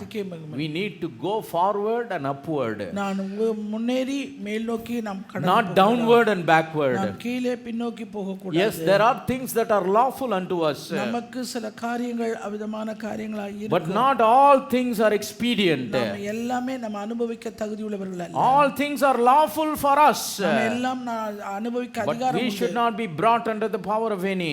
அந்த அதிகாரத்துக்கும் நாம் அடிமைப்படக்கூடாது. Jesus told the church at Ephesus, இயேசு எபேசு சபையை பார்த்து சொல்லுகிறார், you have left your first love. நீ முதல்ல ஆதியில் கொண்டிருந்த முதல் அன்பை விட்டாய். But we need to come back to the first love. அந்த முதல் அன்புக்கு நாம் திரும்பி வர This வேண்டும். is the time of restoration, இதுதான் சிறு பொருந்துகிற காலம். where our decision have to be restored. நம்முடைய தீர்மானங்கள் சிறு பொருந்தப்பட வேண்டும். It should be a clear cut decision. அது ஒரு தெளிவான திட்டமான தீர்மானமாய் இருக்க Without வேண்டும். that the bride of Jesus Christ cannot stand. அந்த கிறிஸ்துவின் மணவாளனுக்கு முன்பாக If the word says this is the way, ஆண்டவருடைய வார்த்தை இதுதான் வழி என்று சொல்லுமானால் just stick with it. அந்த வசனத்தோடு நாம் Because for the bride, the word is the final authority. ஏனென்றால் தேவனுடைய வார்த்தை தான் மணவாட்டிக்கு இறுதி ஆதாரம். When Eliezer went to the house of Rebekah Rebecca வீட்டுக்கு எலியேசர் கடந்து போன போது and chose Rebekah to be the bride for his master's son Isaac, தன்னுடைய எஜமானுடைய குமாரனாகிய ஈசாக்குக்கு மனைவியாக அவனை தேர்ந்தெடுத்த போது the family of Rebekah asks her, அந்த குடும்பத்தார், அந்த ரெபெக்கா குடும்பத்தார் சொல்லுகிறாங்க, Nama, what are you saying? நீ என்னப்பா சொல்ற? She said, I will go. நான் போறேன், I will go. நான் போகிறேன். எந்த கண்டிஷனுமே வைக்கல. இந்த காலத்தில் ஃபோட்டோலாம் பார்க்கல, வாட்ஸ்அப்பில் யாரும் அனுப்பல, பயோடேட்டாலாம் இல்லை. வந்தால் ஆண்டவர் காட்டினாரு, என் எஜமானுடைய மகனுக்கு ஐ வில் கோ, நான் போறேன். அதுதான் ஒரு மணவாட்டியின் தெளிவான, it's a clear cut decision. அதுதான் தெளிவான திட்டமான ஒரு தீர்மானம். No circumstances, எந்த ஒரு சூழ்நிலையும் சரி, no time எந்த ஒரு காலமும் சரி should make us compromise. அவர்களை ஒத்து போக வைக்கிறது இல்லை. Praise the name of the living God. நாமத்துக்கே மகிமை. The three Hebrew brothers 3 எபிரேய வாலிபர்கள் என்ன சொன்னாங்க? அவங்க தீர்மானத்தில் எப்படி இருந்தாங்க? விடுவித்தாலும் உத்தரவு சொல்ல அவசியம் இல்லை, நீ போட்டா போடு, போடலன்னா போ, நாங்கள் என்ன பண்ண முடியாது. It's a clear cut. they were not negotiating. அவர்கள் அதை மறுக்கல. சிலர் தீர்மானிக்கிறதுக்கு முன்னாடி டிஸ்கஷன் பண்ணுவாங்க, கலந்து ஆலோசித்து தீர்மானம். அது வேணால் கார்பரேட் கம்பெனிக்கு ஒத்து வரும். கிறிஸ்தவ வாழ்க்கை வாழ்கிறதுல நீங்கள் டிஸ்கஸ் பண்ண ஆரம்பிச்சிங்கன்னா தீர்மானமே எடுக்க முடியாது. தீர்மானத்தை எடுத்துட்டிங்கன்னா டிஸ்கஷனுக்கு வேலையே இல்லை. Praise the name of the living God. Ruth was not discussing. Ruth அங்கே கலந்து பேசல. Praise the name of the living God. She said, I will not leave you. I will not stop following after you. Where you go, I will go. Where you lodge, I will lodge. Your people, my people. Your God, my God. See, she said, your people, my people. She chose the right kind of fellowship. Praise the name of the living God. Wherever you die, I will die. Wherever you will be buried, I will be buried. A clear cut decision. ஒரு தெளிவான திட்டமான இது இல்லாம மனவாட்டியா இருக்கவே முடியாது. Praise the name of the living God. Once a preacher's wife, ஒரு பிரசங்கியாருடைய மனைவி, it's not in this country but in a different country, இது வித்தியாசப்பட்ட ஒரு தேசத்துல இருந்தது. இந்த தேசத்துல she asked a question to her husband. தன்னுடைய கணவனை பார்த்து ஒரு கேள்வி கேட்டாங்க. ஐயா, எல்லாரும் என்ன இப்படியோ பிடிச்ச மாதிரி உடுத்துறாங்க, போகிறாங்க, வராங்க, காரியத்தை செய்கிறாங்க. நீ மட்டும் ஏன் இப்படி தான் இருக்கணும், இப்படி தான் இருக்கணும், இங்கே தான் போகணும், இதை தான் பண்ணணும்னு சொல்லிட்டு நியாயமான கேள்வி. அந்த அம்மாவுக்கு என்ன ஒரு சின்ன விஷயம் புரியவே இல்லை. You are telling, நீ சொல்றீங்க, this is the way, this is the way, this is the way. இதே வழி, இதுதான் வழி, இதுதான் வழி. But we are American people. நாம அமெரிக்க ஜனங்க. We are living in a western world. நாம மேற்கத்திய உலகத்துல வாழ்றோம். Why do we have to follow all of that? இதெல்லாத்தையும் ஏன் நம்ம பின்பற்றணும்? This preacher said, இந்த பிரசங்கியார் சொன்னார், the Americans represent America. அமெரிக்கர்கள் அமெரிக்காவுக்காக பதிலாக, the Indians represent India. அதுபோல இந்தியர்கள் இந்திய, Europeans represent Europe. யூரோப் தேசத்தில் இருக்கிறவர்கள் யூரோப் தேசத்துக்கு, Christians represent Christ. கிறிஸ்தவர்கள் கிறிஸ்துவுக்கு. நம்ம அதுக்கு வேணாம், நம்ம தீர்மானத்தில் எப்படி இருக்கணும், உறுதியா இருக்கணும், தெளிவா இருக்கணும். Praise the name of the living God. God bless you all in Jesus' name. தேவன் தாமே உங்களை யாவரையும் ஆசீர்வதிப்பாராக. We'll continue next week. நாம் தொடர்ந்து அடுத்த வாரம் Let us all stand. நாம் யாவரும் எழுந்து நிற்போம்.